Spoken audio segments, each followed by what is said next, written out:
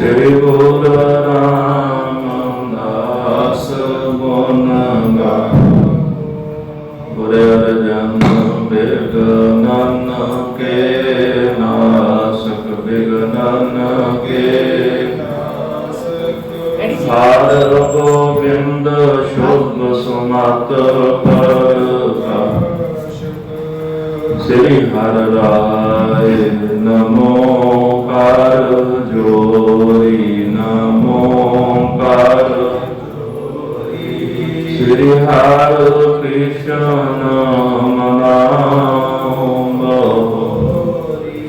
Gurudev Bahadur Param Kirpala Ji Param Kirpala Sri Guru Gobind Singh Besa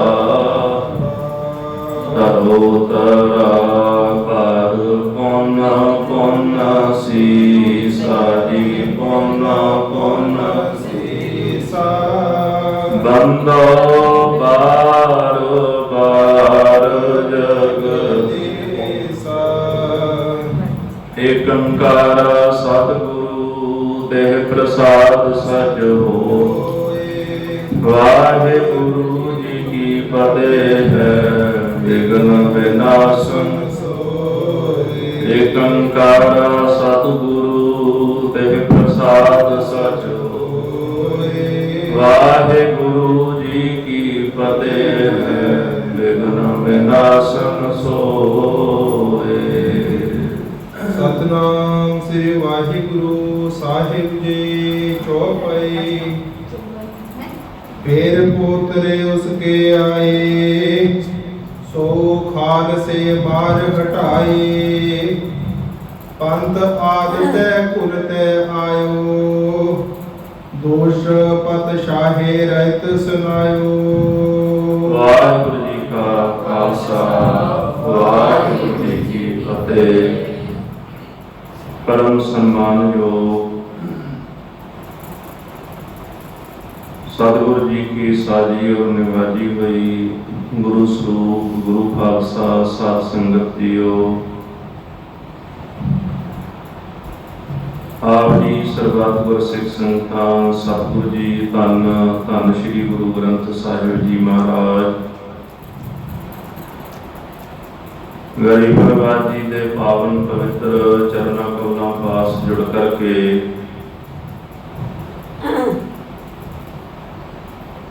गुरु का पावन पवित्र इतिहास श्रवण करने वास्ते फिर दे अंदर सतगुरां का भाव प्रेम धारण करके जुड़ बैठे हो। कल के दीवान विच श्री गुरु पंथ प्रकाश ग्रंथ की जो कथा आरंभ की है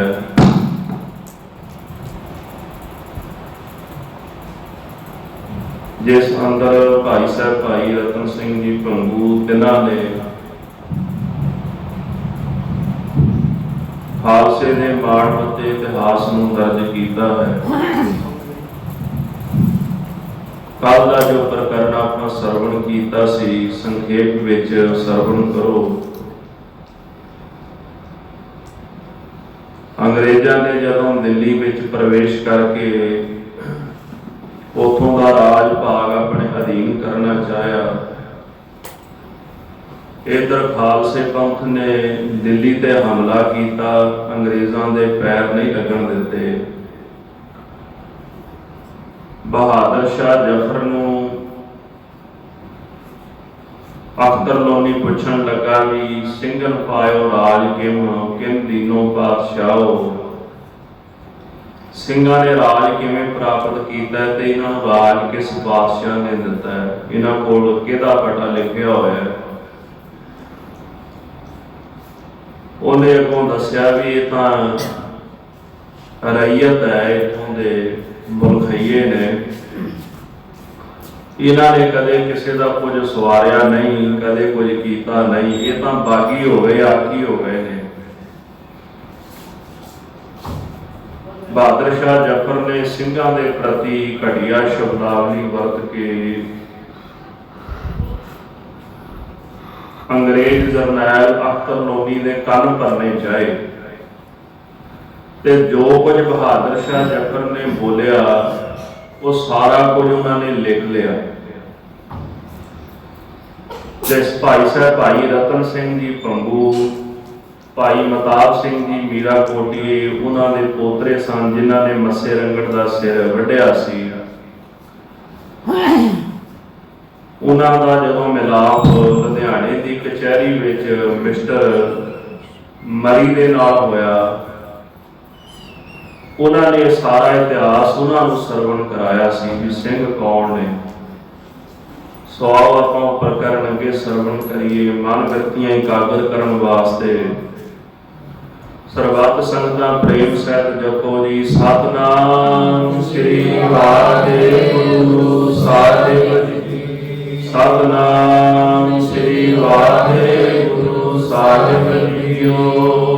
ਸਤਿਨਾਮ ਸ੍ਰੀ ਵਾਹਿਗੁਰੂ ਸਾਹਿਬ ਜੀ। ਚੌਪਈ ਫੇਰ ਪੋਤਰੇ ਉਸਕੇ ਆਏ। ਭਾਈ ਰਤਨ ਸਿੰਘ ਜੀ ਭੰਗੂ ਇਹ ਲਿਖਦੇ ਹਨ ਕਿ ਜਦੋਂ ਬਹਾਦਰ ਸ਼ਾਹ ਜ਼ਫਰ ਨੇ ਸਿੰਘਾਂ ਦੇ ਪ੍ਰਤੀ ਅੰਗਰੇਜ਼ਾਂ ਨੂੰ ਗਲਤ ਇਨਫੋਰਮੇਸ਼ਨ ਦਿੱਤੀ ਹੈ, ਸਿੰਘਾਂ ਦੇ ਪ੍ਰਤੀ ਉਹਨੇ ਗਲਤ ਬਿਆਨਬਾਜ਼ੀ ਕੀਤੀ। ਇਹ ਨਹੀਂ ਦੱਸਿਆ ਵੀ ਸਿੰਘਾਂ ਨੇ ਅਹਿਮਦ ਸ਼ਾਹ ਅਬਦਾਲੀ ਨੂੰ ਹਿੰਦੁਸਤਾਨ ਦੇ ਵਿੱਚ ਟਿਕਣ ਨਹੀਂ ਦਿੱਤਾ। ਇਹ ਨਹੀਂ ਦੱਸਿਆ ਵੀ 10ਵੇਂ ਪਾਤਸ਼ਾਹ ਨੇ ਪੰਥ ਦੀ ਖਾਤਰ ਸਰਬੰਸ ਵਾਰਿਆ। ਇਹ ਨਹੀਂ ਦੱਸਿਆ ਕਿ ਸਿੰਘਾਂ ਦੇ ਉੱਤੇ ਮੁਗਲਾਂ ਨੇ ਕਿੰਨਾ ਅਤਿਆਚਾਰ ਕੀਤਾ ਹੈ। ਤੇ ਜਦੋਂ ਤੈਮੂਰ ਇੱਥੇ ਆਇਆ ਤੇ ਉਹਨੇ ਆ ਕਰਕੇ ਜਦੋਂ ਇੱਥੇ ਹਮਲਾ ਕੀਤਾ, ਲਾਹੌਰ ਤੋਂ ਚੱਲ ਕੇ ਗੁਜਰਾਂਵਾਲੇ ਆ ਕੇ ਘੇਰਾ ਪਾ ਲਿਆ। ਚੜ੍ਹਤ ਸਿੰਘ ਹਰਾਂ ਨੇ ਆ ਕੇ ਦੱਸ ਦਿੱਤਾ। ਜਦੋਂ ਖਾਲਸੇ ਪੰਥ ਨੂੰ ਇਤਲਾਹ ਕੀਤੀ ਤੇ ਉਹਨਾਂ ਨੇ 4 ਚੁਫੇਰੇ ਘੇਰਾ ਪਾਇਆ ਤੇ ਤੈਮੂਰ ਉੱਥੋਂ ਭੱਜ ਗਿਆ ਤੇ ਮੁਰਦਿਆਂ ਵਿੱਚ ਲੰਮਾ ਪੈ ਕੇ ਜਾਨ ਬਚਾਈ, ਉੱਥੋਂ ਲਾਹੌਰ ਨੂੰ ਚਲਾ ਗਿਆ। ਤੇ ਇਹ ਕਹਿ ਗਿਆ ਕਿ ਅੱਜ ਤੋਂ ਬਾਅਦ ਮੇਰੀ ਸੰਤਾਨ ਇੱਥੇ ਨਹੀਂ ਆਏਗੀ, ਕਿਉਂਕਿ ਨਾ ਤਾਂ ਅਹਿਮਦ ਸ਼ਾਹ ਦੇ ਪੈਰ ਲੱਗੇ, ਨਾ ਨਾਦਰ ਦੇ ਲੱਗੇ, ਨਾ ਤੈਮੂਰ ਦੇ ਲੱਗੇ। ਪੋਤਰੇ ਉਸਕੇ ਆਏ, ਫਿਰ ਪੋਤਰੇ ਉਸਕੇ ਆਏ। ਫਿਰ ਉਸ ਤੋਂ ਬਾਅਦ ਜਿਹੜਾ ਤੈਮੂਰ ਦਾ ਕਹਿੰਦੇ ਪੁੱਤਰ ਸੀ ਤੇ ਅਹਿਮਦ ਸ਼ਾਹ ਅਬਦਾਲੀ ਦਾ ਪੋਤਰਾ ਸੀਗਾ ਜਵਾਨ ਸ਼ਾਹ, ਫਿਰ ਉਹ ਚੜ ਕੇ ਆਇਆ ਹਿੰਦੁਸਤਾਨ ਦੇ ਉੱਪਰ। ਸੋ ਖਾਲਸੇ ਮਾਰ ਹਟਾਏ। ਉਹਦਾ ਫਿਰ ਜਦੋਂ ਖਾਲਸੇ ਪੰਥ ਦੇ ਨਾਲ ਟਾਕਰਾ ਹੋਇਆ ਤੇ ਗੁਰੂ ਕੇ ਪੰਥ ਨੇ ਉਹਨੂੰ ਵੀ ਮਾਰ ਕੇ ਹਿੰਦੁਸਤਾਨ ਦੇ ਵਿੱਚੋਂ ਬਾਹਰ ਕੱਢ ਦਿੱਤਾ ਹੈ। ਪੰਥ ਆਦਤੈ ਘੁਲਤੇ ਆਇਓ। ਗੁਰੂ ਸਾਹਿਬ ਦਾ ਜਿਹੜਾ ਖਾਲਸਾ ਪੰਥ ਹੈ ਮੁੱਢ ਤੋਂ ਹੀ ਇਹੋ ਜਿਹੇ ਜਿਹੜੇ ਗਨੀਮ ਨੇ, ਪੰਥ ਦੋਖੀ ਨੇ, ਦੇਸ਼ ਦੋਖੀ ਨੇ, ਉਹਨਾਂ ਦੇ ਨਾਲ ਉਹ ਘੁਲਦੇ ਆਏ ਨੇ, ਭਾਵ ਜੰਗ ਕਰਦੇ ਆਏ ਹਨ।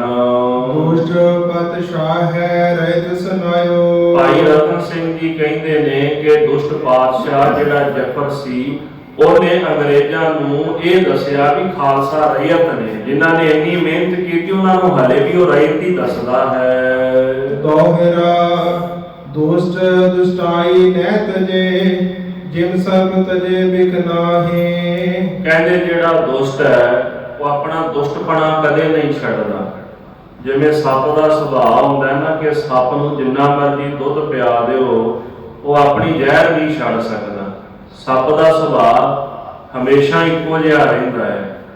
ਇਸ ਤਰ੍ਹਾਂ ਜਿਹੜਾ ਦੁਸ਼ਟ ਹੈ, ਦੁਸ਼ਟ ਵੀ ਕਦੇ ਆਪਣਾ ਸੁਭਾਅ ਨਹੀਂ ਤਿਆਗ ਸਕਦਾ। ਮਨਮੁਖ ਕਦੇ ਆਪਣੀ ਮਤ ਨਹੀਂ ਤਿਆਗਦਾ, ਆਪਣੀ ਬੁੱਧੀ ਨਹੀਂ ਤਿਆਗ ਸਕਦਾ। ਅਕਸਰ ਦੁੱਧ ਪਲਾਈਏ ਡੰਗ ਮਾਰਨ ਤੇ ਨਾ ਟਲਾਹੇ। ਜੇ ਤੁਸੀਂ ਸੱਪ ਨੂੰ ਰੋਜ਼ ਦੁੱਧ ਪਿਆਈ ਜਾਓ, ਆ ਨਾਗ ਪੰਚਮੀ ਹੁੰਦੀ ਹੈ ਨਾ, ਪਿਆਉਂਦੇ ਨੇ ਦੁੱਧ, ਕਹਿੰਦੇ ਸੱਪਾਂ ਦਾ ਦਿਨ ਉਹਨੂੰ ਦੁੱਧ ਪਿਆਉਂਦੇ ਨੇ। ਕਹਿੰਦੇ ਜਿੰਨਾ ਮਰਜ਼ੀ ਦੁੱਧ ਪਿਆ ਲਓ ਪਰ ਉਹ ਜਿਹੜਾ ਸੱਪ ਹੈ ਉਹ ਡੰਗ ਮਾਰਨ ਤੋਂ ਟਲਦਾ ਨਹੀਂ। ਭਾਈ ਗੁਰਦਾਸ ਜੀ ਕਹਿੰਦੇ ਨੇ ਸੱਪੈ ਦੁੱਧ ਪਿਆਲੀ ਆਵੇ ਮੁਖੋਂ ਸੱਟੈ। ਸੱਪ ਨੂੰ ਤੁਸੀਂ ਦੁੱਧ ਪਿਆਓਗੇ ਉਹਨੇ ਆਪਣੇ ਮੂੰਹ ਚੋਂ ਵੇਖੀ ਸੱਟਣੀ ਹੈ, ਭਾਵੇਂ ਵੇਖਣ ਨੂੰ ਆਪਾਂ ਸੱਪ ਨੂੰ ਨਾਗ ਦੇਵਤਾ ਕਹਿ ਕੇ ਦੁੱਧ ਪਿਆ ਦਈਏ, ਕੋਈ ਕਿਰਪਾ ਕਰੀ ਜਾਣਗੇ, ਪਰ ਉਹ ਕਿਰਪਾ ਨਹੀਂ ਕਰਦੇ, ਉਹਦਾ ਸੁਭਾਅ ਹੀ ਡੰਗ ਮਾਰਨਾ ਹੈ। ਚੌਪਈ ਕਉ ਨ ਕਹੀ ਉਨ ਸਾਚੀ ਬਾਤ। ਬਹਾਦਰ ਸ਼ਾਹ ਜਫਰ ਨੇ ਗੁਰੂ ਪੰਥ ਦੇ ਪ੍ਰਤੀ ਕੋਈ ਵੀ ਸੱਚੀ ਗੱਲ ਅੰਗਰੇਜ਼ਾਂ ਨੂੰ ਨਹੀਂ ਦੱਸੀ। ਝੂਠ ਕਹਿਓ ਉਨ ਸਮਝ ਸੋ ਘਾਤ। ਉਹਨਾਂ ਨੇ ਘਾਤ ਸਮਝ ਕੇ, ਘਾਤ ਦਾ ਭਾਵ ਹੈ ਵੀ ਦਾਓ ਸਮਝ ਲਿਆ, ਤੇ ਦਾਓ ਸਮਝ ਕੇ ਝੂਠੀ ਗੱਲ ਸਿੰਘਾਂ ਦੇ ਖਿਲਾਫ ਦੱਸੀ ਹੈ। ਜਿਮ ਉਨ ਕਹਿਓ ਤਿਮ ਜਨੈਨ ਲਿਖ ਧਰਿਓ। ਬਹਾਦਰ ਸ਼ਾਹ ਜਫਰ ਨੇ ਜਿਵੇਂ ਕਹਿ ਦਿੱਤਾ, ਤੇ ਅਖਤਰ ਲੋਨੀ ਜਿਹੜਾ ਜਰਨੈਲ ਸੀ ਉਹਨੇ ਉਸੇ ਤਰ੍ਹਾਂ ਹੀ ਉਹ ਸਾਰੀ ਕਹਾਣੀ ਲਿਖ ਲਈ ਹੈ। ਸੱਚ ਝੂਠ ਤਬ ਨਾਹੀਂ ਵਿਚਰਿਓ। ਉਸ ਸਮੇਂ ਉਹਨੇ ਵੀ ਵਿਚਾਰ ਨਹੀਂ ਕੀਤੀ ਵੀ ਸੱਚ ਕੀ ਹੈ ਝੂਠ ਕੀ ਹੈ, ਜਿਵੇਂ ਬਾਦਸ਼ਾਹ ਦੱਸੀ ਗਿਆ ਉਵੇਂ ਹੀ ਉਹ ਲਿਖੀ ਗਿਆ ਹੈ। ਤੁਰਕ ਹਿੰਦੂ ਕੋ ਬੈਰ ਹੋ ਤੋ ਆਦ। ਤੁਰਕ ਤੇ ਹਿੰਦੂਆਂ ਦਾ ਜਿਹੜਾ ਵੈਰ ਹੈ ਉਹ ਸ਼ੁਰੂ ਤੋਂ ਹੀ ਚੱਲਿਆ ਆਉਂਦਾ ਹੈ। ਇੱਕ ਪਾਸੇ ਇਸਲਾਮ ਹੈ, ਦੂਜੇ ਪਾਸੇ ਸਨਾਤਨ ਹਿੰਦੂ ਮਤ ਹੈ ਦੇਸ਼ ਦੇ ਅੰਦਰ, ਤੇ ਇਹਨਾਂ ਦਾ ਵੈਰ ਜਿਹੜਾ ਮੁੱਢ ਤੋਂ ਹੀ ਚੱਲਿਆ ਆਉਂਦਾ ਹੈ। ਦੀਨ ਮਜਬ ਕੋ ਆਦਵਾਦ। ਆਦ ਤੋਂ ਮੁੱਢ ਤੋਂ ਦੀਨ ਮਜਬ ਦਾ ਜਿਹੜਾ ਬਾਦ ਝਗੜਾ ਚੱਲਦਾ ਹੈ। ਹਿੰਦੂ ਆਖਦੇ ਅਸਾਂ ਵੱਡੇ ਆ, ਤੇ ਤੁਰਕ ਕਹਿੰਦੇ ਨੇ ਵੀ ਅਸਾਂ ਵੱਡੇ ਆ। ਜਦੋਂ ਮਹਾਰਾਜ ਗੁਰੂ ਨਾਨਕ ਸਾਹਿਬ ਜੀ ਇਸੇ ਤਰ੍ਹਾਂ ਮੱਕੇ ਗਏ ਨਾ, ਤੇ ਪੁੱਛਣ ਖੋਲ ਕਿਤਾਬ ਨੂੰ ਹਿੰਦੂ ਵੱਡਾ ਕਿ ਮੁਸਲਮਾਨ ਹੋਈ। ਭਾਈ ਗੁਰਦਾਸ ਜੀ ਲਿਖਦੇ ਨੇ ਵੀ ਸਾਰੇ ਕਾਜੀ ਮੁੱਲਾ ਇਕੱਠੇ ਹੋ ਗਏ ਸਤਿਗੁਰਾਂ ਦੇ ਕੋਲ, ਕਹਿੰਦੇ ਜੀ ਹਿੰਦੂ ਵੱਡਾ ਕਿ ਮੁਸਲਮਾਨ ਵੱਡਾ ਹੈ। ਤੇ ਗੁਰੂ ਸਾਹਿਬ ਜੀ ਨੇ ਆਖਿਆ ਭਾਈ ਬਾਬਾ ਆਖੇ ਹਾਦੀਆਂ ਸ਼ੁਭ ਅਮਲਾ ਬੱਝ ਹੋ ਦੋਨੋਂ ਰੋਈ। ਮਹਾਰਾਜ ਉਹਨਾਂ ਹਾਦੀਆਂ ਨੂੰ ਕਹਿਣ ਲੱਗੇ ਵੀ ਚੰਗੇ ਅਮਲਾਂ ਤੋਂ ਬਿਨਾਂ ਹੀ ਦੋਨੇ ਹੀ ਰੋਂਦੇ ਨੇ, ਇਹ ਨਾ ਆਖੋ ਵੀ ਹਿੰਦੂ ਚੰਗਾ ਮੁਸਲਮਾਨ ਚੰਗਾ ਹੈ। ਇੱਥੇ ਖੇਡ ਸਾਰੀ ਅਮਲਾਂ ਦੀ ਹੈ ਮਨੁੱਖ ਦੇ। ਜੇ ਅਮਲ ਨਹੀਂ ਚੰਗੇ ਬੰਦੇ ਦੇ, ਭਾਵੇਂ ਇਨਸਾਨ ਦੁਨੀਆ ਵਿੱਚ ਜਿੰਨਾ ਮਰਜ਼ੀ ਚੰਗਾ ਬਣ ਜਾਏ, ਪਰ ਪਰਮੇਸ਼ਰ ਦੀ ਦਰਗਾਹ ਦੇ ਵਿੱਚ ਉਹਦੀ ਕੋਈ ਕੀਮਤ ਨਹੀਂ ਪੈਂਦੀ। ਇਸ ਕਰਕੇ ਹਿੰਦੂ ਤੇ ਇਸਲਾਮ ਦਾ ਜਿਹੜਾ ਬਾਦ ਝਗੜਾ ਹੈ, ਇਹ ਮੁੱਢ ਤੋਂ ਹੀ ਸੰਸਾਰ ਵਿੱਚ ਸਮਾਜ ਵਿੱਚ ਚੱਲਿਆ ਆਉਂਦਾ ਹੈ। ਦੀਨ ਮਜਬ ਕੋ ਆਦਵਾਦ। ਇਹ ਦੀਨ ਤੇ ਮਜਬ ਦਾ ਮੁੱਢਲਾ ਝਗੜਾ ਹੈ। ਝੂਠ ਕਹਿਣ ਮੈਂ ਜੇਰਿਪ ਮਰੈ। ਉਹ ਕਹਿੰਦੇ ਵੀ ਜੇ ਝੂਠ ਬੋਲਣ ਦੇ ਨਾਲ ਦੁਸ਼ਮਣ ਮਰ ਜਾਂਦਾ ਹੈ। ਤੁਰਕ ਹਿੰਦੂਆਂ ਤੇ ਕਬ ਟਰੈ। ਤੇ ਜਿਹੜੇ ਤੁਰਕ ਨੇ ਉਹ ਕਿਵੇਂ ਟਲ ਸਕਦੇ ਨੇ? ਪਹਿਲਾਂ ਤਾਂ ਵੇਖੋ ਉਹਨਾਂ ਨੇ ਸ਼ੁਰੂ ਤੋਂ ਹੀ ਕਿੰਨਾ ਅਤਿਆਚਾਰ ਕੀਤਾ, ਮੰਦਿਰ ਵੀ ਢਾਹ ਦਿੱਤੇ। ਕਸ਼ਮੀਰੀ ਪੰਡਤ ਗੁਰੂ ਸਾਹਿਬ ਕੋਲ ਆਏ ਵੀ ਸਾਡਾ ਧਰਮ ਡੁੱਬ ਚੱਲਿਆ। ਗੁਰੂ ਸਾਹਿਬ ਨੇ ਰੱਖਿਆ ਕੀਤੀ ਨਾ ਉਹਨਾਂ ਦੀ। ਇੰਨਾ ਕੁਝ ਹੋਇਆ, ਜੰਗ ਕਰਨ ਦੇ ਬਾਵਜੂਦ ਇਸਲਾਮ ਦੀ ਗੱਲ ਨਹੀਂ ਬਣੀ।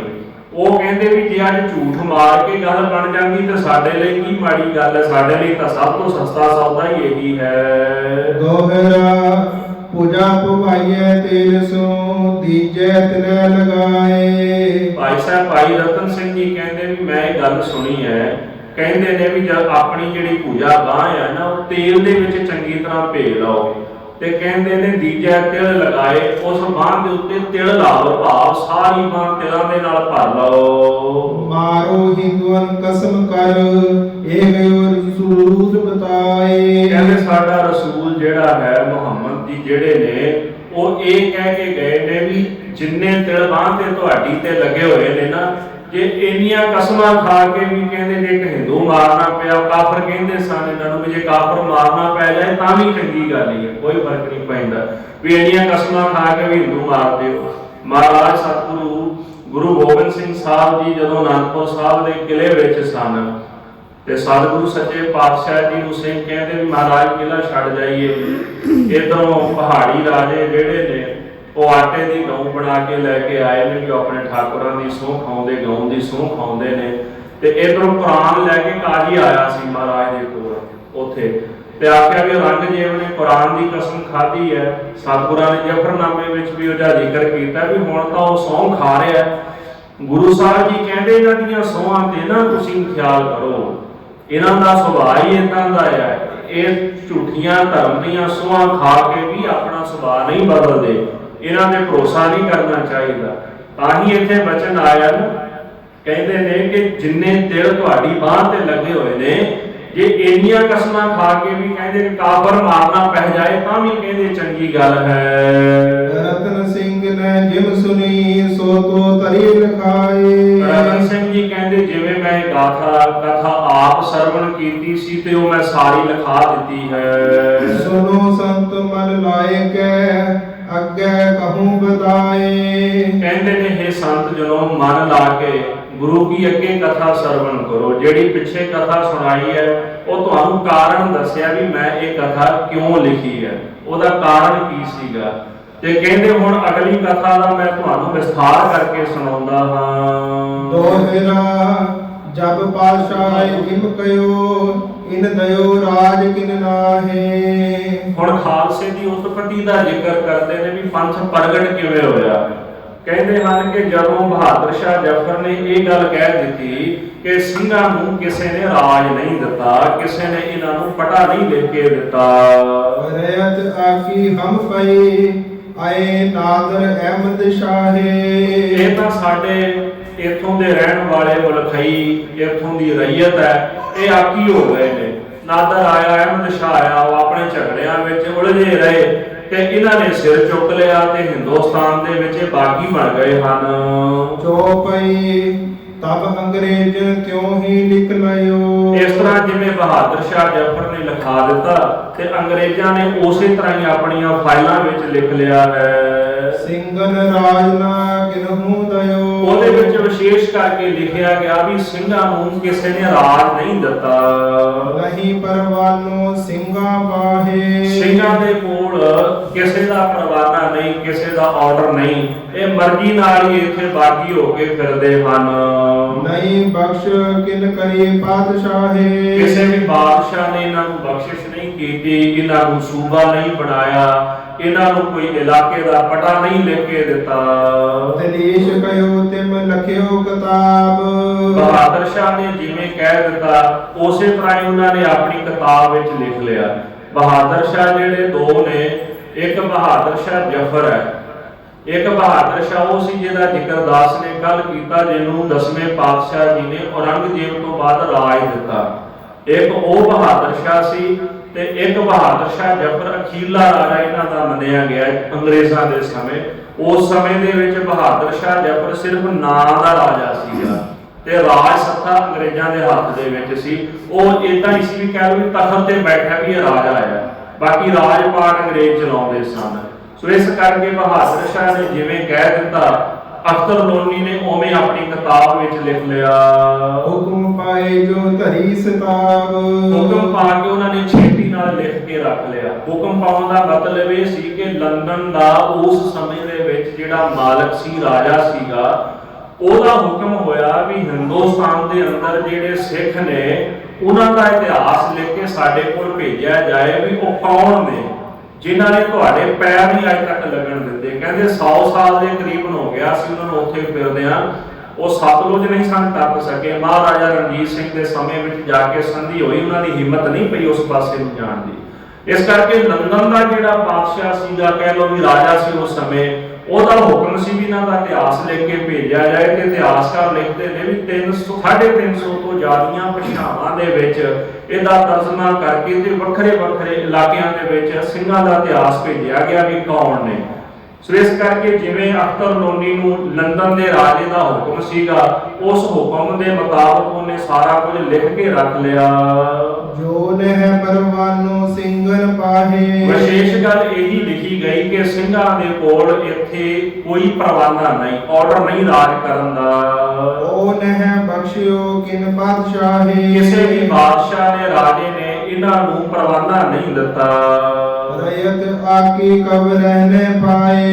ਤੇ ਜਿਹੜੀ ਰਈਅਤ ਹੁੰਦੀ ਆ ਉਹ ਕਿੰਨੀ ਕੁ ਦੇਰ ਬਾਕੀ ਰਹੇਗੀ। ਜਦੋਂ ਬਾਦਸ਼ਾਹ ਢੱਲਾ ਪੈ ਜਾਏ ਤੇ ਚਲੋ ਕੋਈ ਨਹੀਂ, 2 ਮਹੀਨਿਆਂ ਲਈ, ਸਾਲ ਦੇ ਲਈ ਉਥੋਂ ਦੀ ਰਈਅਤ ਪ੍ਰਜਾ ਆਕੀ ਹੋ ਜਾਏਗੀ, ਜ਼ਿਆਦਾ ਸਮਾਂ ਤਾਂ ਨਹੀਂ ਨਾ ਹੋ ਸਕਦੀ। ਅੰਗਰੇਜ਼ ਵੀ ਕਹਿਣ ਲੱਗੇ ਵੀ ਇੰਨੀ ਦੇਰ ਇਹ ਜਿਹੜੇ ਸਿੰਘ ਨੇ ਬਾਗੀ ਨਹੀਂ ਰਹਿ ਸਕਦੇ। ਲਯਕ ਇਨ ਤੇ ਮੁਲਕ ਚਲਾਏ। ਹੁਣ ਅੰਗਰੇਜ਼ ਵਿਉਂਤਬੰਦੀ ਬਣਾਉਣ ਲੱਗੇ ਵੀ ਹੁਣ ਆਪਾਂ ਸਿੰਘਾਂ ਕੋਲੋਂ ਮੁਲਕ ਖੋਹ ਲਈਏ, ਇਹਨਾਂ ਕੋਲੋਂ ਰਾਜ ਭਾਗ ਖੋਹ ਲਈਏ। ਜਬ ਅੰਗਰੇਜ਼ਨ ਇਮਲਿਕ ਧਰਿਓ। ਜਦੋਂ ਅੰਗਰੇਜ਼ਾਂ ਨੇ ਸਿੰਘਾਂ ਦੇ ਪ੍ਰਤੀ ਇਹ ਸ਼ਬਦ ਆਪਣੀਆਂ ਫਾਈਲਾਂ ਦੇ ਵਿੱਚ ਲਿਖ ਕੇ ਰੱਖ ਲਏ। ਦੁਸ਼ਟ ਮੁਗਲ ਤਬ ਖੁਸ਼ੀਆਂ ਭਰਿਓ। ਜਿਹੜਾ ਦੁਸ਼ਟ ਮੁਗਲ ਬਹਾਦਰ ਸ਼ਾਹ ਜ਼ਫਰ ਸੀ ਉਹ ਬੜੀ ਖੁਸ਼ੀ ਨਾਲ ਭਰ ਗਿਆ।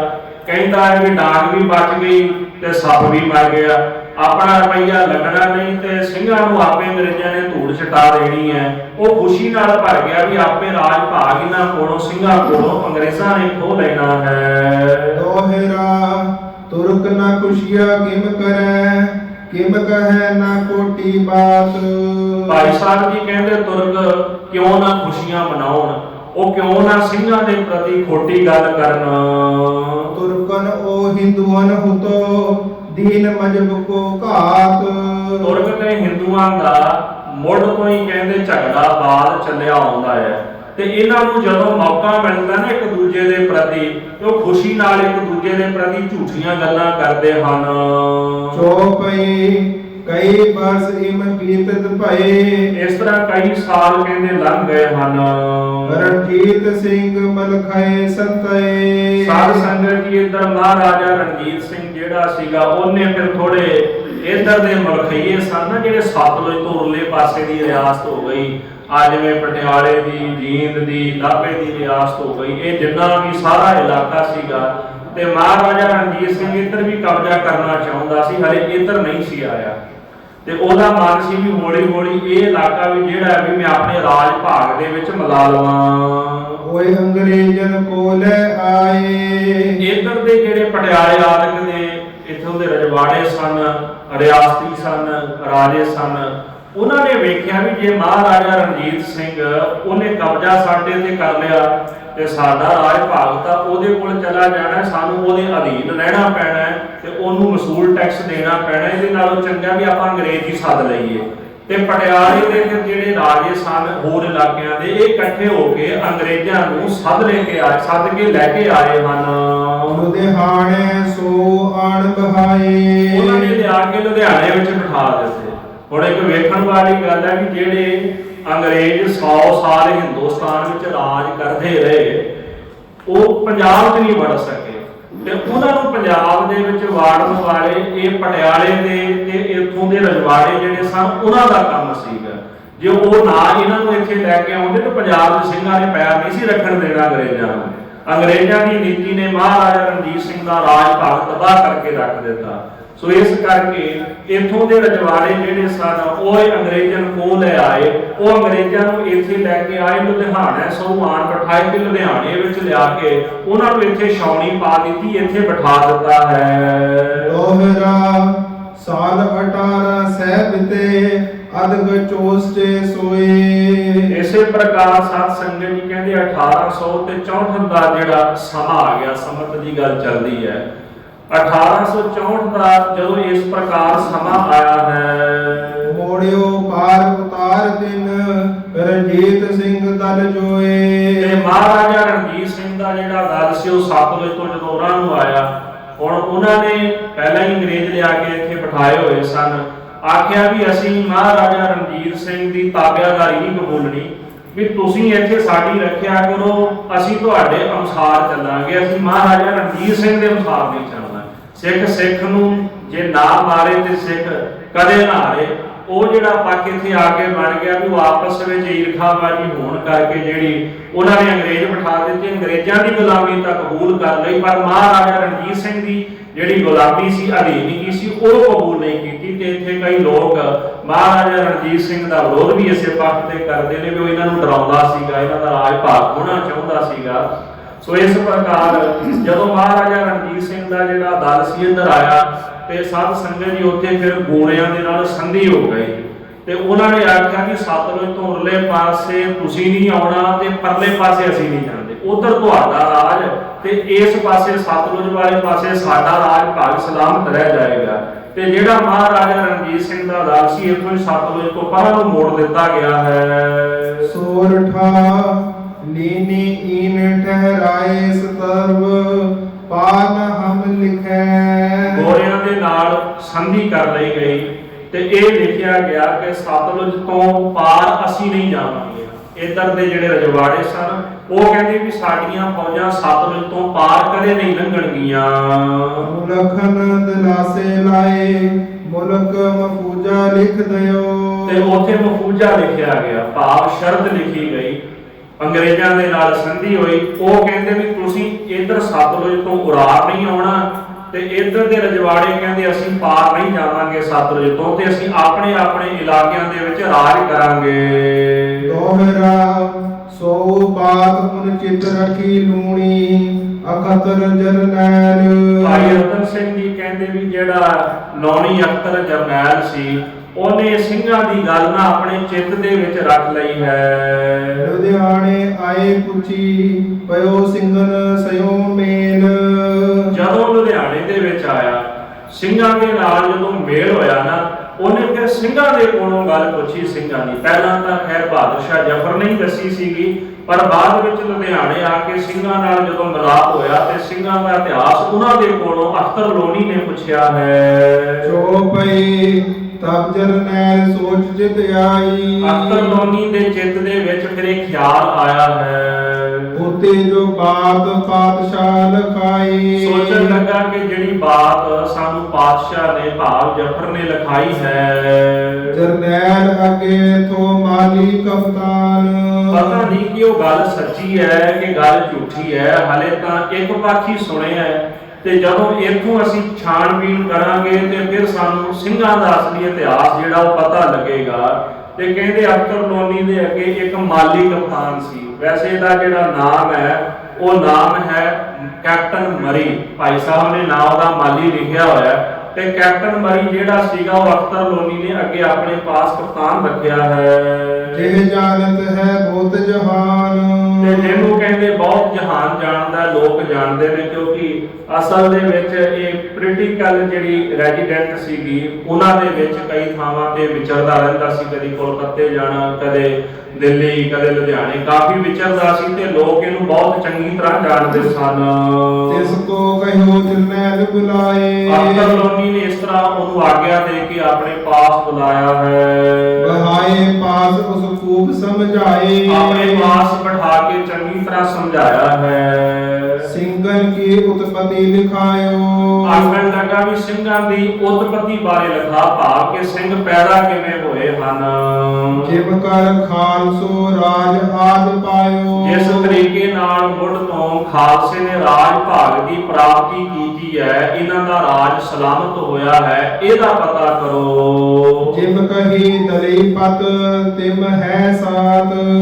ਕਹਿੰਦੇ ਜਿਸ ਤਰ੍ਹਾਂ ਦਿੱਲੀ ਪਤ ਭਾਵ ਕਿ ਬਹਾਦਰ ਸ਼ਾਹ ਜ਼ਫਰ ਨੇ ਸਾਨੂੰ ਗੱਲ ਦੱਸੀ ਹੈ, ਜੇਕਰ ਉਹ ਗੱਲ ਸੱਚੀ ਹੈ, ਕੈ ਕੂਚ ਲਗਾਇਓ ਮੁਗਲਨ ਘਾਤ।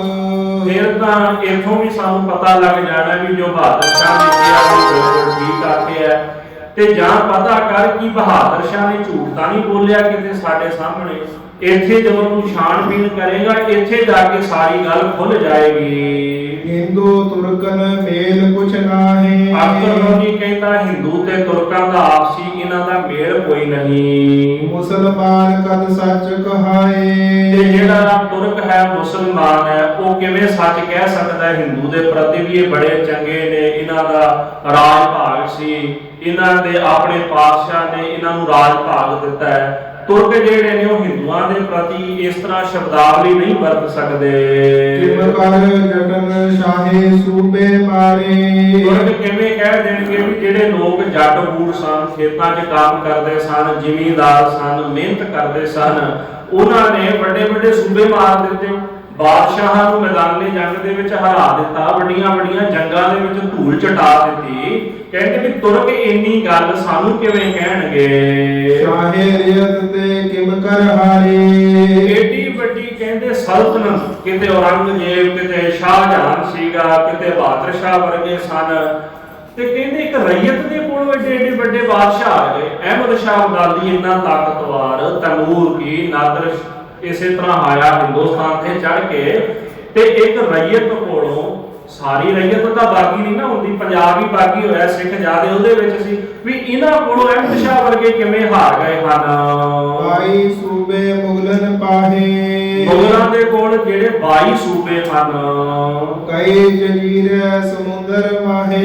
ਇੱਥੇ ਵੀ ਹਿੰਦੁਸਤਾਨ ਵਿੱਚ ਉਹਨਾਂ ਦਾ ਰਾਜ ਹੈ, ਤੇ ਜਿਹੜੇ ਜੰਜੀਰੇ ਟਾਪੂ ਨੂੰ ਕਹਿੰਦੇ, ਸਮੁੰਦਰਾਂ ਵਿੱਚ ਜਿਹੜੇ ਟਾਪੂ ਨੇ ਉੱਥੇ ਵੀ ਮੁਗਲਾਂ ਦਾ ਹੀ ਰਾਜ ਭਾਗ ਚੱਲਦਾ ਹੈ। ਸਾਰੀ ਹਿੰਦ ਚੁਗਤਨ ਪਾਸ, ਇਹ ਸਾਰਾ ਜਿਹੜਾ ਹਿੰਦੁਸਤਾਨ ਹੈ ਇਹ ਚੁਗਤਿਆਂ ਦੇ ਪਾਸ ਹੈ, ਭਾਗ ਕੇ ਇਹਨਾਂ ਮੁਗਲਾਂ ਦੇ ਪਾਸ ਹੈ। ਕੋੜ ਗਜਬ ਕਰ ਇਹ ਭਏ ਨਾਸ, ਇਹੋ ਜਿਹਾ ਕਿਹੜਾ ਗਜਬ ਹੋ ਗਿਆ ਵੀ ਇਹਨਾਂ ਦਾ ਨਾਸ਼ ਹੀ ਹੋ ਗਿਆ। ਜਦੋਂ ਸਾਹਿਬਜ਼ਾਦਿਆਂ ਦੀ ਸ਼ਹਾਦਤ ਹੋਈ ਤੇ ਨੂਰਾਬਾਹੀ ਖਬਰ ਲੈ ਕੇ ਸਤਿਗੁਰੂ ਸੱਚੇ ਪਾਤਸ਼ਾਹ ਜੀ ਦੇ ਪਾਸ ਪਹੁੰਚਿਆ।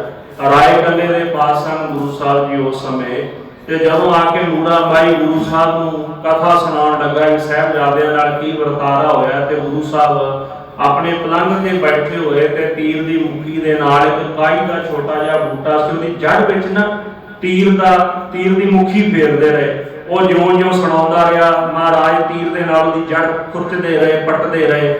ਜਦੋਂ ਨੇ ਸਾਰੇ ਇਤਿਹਾਸ ਸਤਿਗੁਰਾਂ ਨੂੰ ਸੁਣਾਈ, ਸਾਰੀ ਗਾਥਾ ਸੁਣਾਈ, ਤੇ ਮਹਾਰਾਜ ਨੇ ਤੀਰ ਦੀ ਮੁੱਠੀ ਨਾਲ ਨਾ ਉਹ ਕਾਈ ਪੁੱਟ ਕੇ ਫੂਸ ਭਗਾ ਕੇ ਮਾਰੀ। ਆਖਿਆ ਵੀ ਤੁਰਕਾਂ ਦੀ ਜੜ ਗਈ, ਤੁਰਕਾਂ ਦੀ ਜੜ ਗਈ, ਤੁਰਕਾਂ ਦੀ ਜੜ ਗਈ।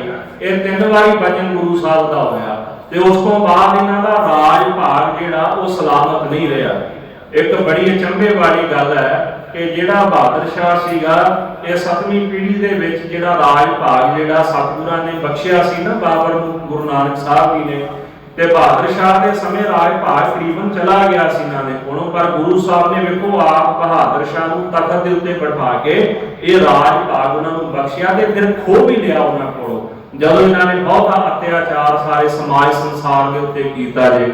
ਇਸ ਕਰਕੇ ਉਹ ਕਹਿਣ ਲੱਗੇ ਵੀ ਇਹੋ ਜਿਹਾ ਕਿਹੜਾ ਗਜਬ ਹੋ ਗਿਆ ਕਿ ਇਹਨਾਂ ਦਾ ਰਾਜ ਭਾਗ ਹੀ ਖਤਮ ਹੋ ਗਿਆ, ਇਹਨਾਂ ਦਾ ਬਚਿਆ ਕੁਝ ਨਹੀਂ। ਰਯਤ ਛੇਲੀ ਹਾਕਮ ਸ਼ੇਰ, ਕਹਿੰਦੇ ਜਿਹੜੀ ਰਈਅਤ ਹੁੰਦੀ ਹੈ ਨਾ ਉਹ ਬੱਕਰੀ ਹੁੰਦੀ ਹੈ, ਤੇ ਜਿਹੜੇ ਹਾਕਮ ਹੁੰਦੇ ਨੇ ਉਹ ਸ਼ੇਰ ਦੇ ਵਾਂਗੂ ਹੁੰਦੇ ਹਨ।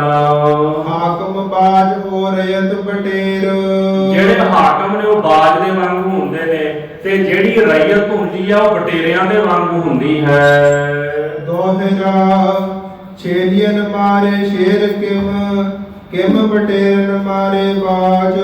ਅੰਦਰ ਲੋਨੀ ਕਹਿੰਦਾ ਹੈ ਕਿ ਜਿਹੜੀਆਂ ਬੱਕਰੀਆਂ ਨੇ ਸ਼ੇਰ ਕਿਵੇਂ ਮਾਰ ਦਿੱਤੇ, ਤੇ ਕਿਮ ਬਟੇਰਨ ਮਾਰੇ ਬਾਜ, ਤੇ ਬਟੇਰਿਆਂ ਨੇ ਬਾਜ ਕਿਵੇਂ ਮਾਰ ਦਿੱਤੇ ਨੇ। ਵੀ ਬੜੀ ਅਚੰਭੇ ਵਾਲੀ ਗੱਲ ਹੈ ਕਿ ਰਈਅਤ ਨੇ ਬਾਦਸ਼ਾਹ ਦਾ ਰਾਜ ਭਾਗ ਉਜਾੜ ਕੇ ਰੱਖ ਦਿੱਤਾ ਹੈ। ਹਾਕਮ ਮਾਰੇ ਰਈਅਤ ਯਹ ਕਰਮਾਤ ਹੈ ਕਾਜ, ਹਾਕਮ ਰਈਅਤ ਨੇ ਮਾਰ ਦਿੱਤੇ, ਪ੍ਰਜਾ ਨੇ ਮਾਰ ਦਿੱਤੇ। ਇਹ ਤਾਂ ਕਿਸੇ ਕਰਾਮਾਤ ਦਾ ਕੰਮ ਲੱਗਦਾ ਹੈ।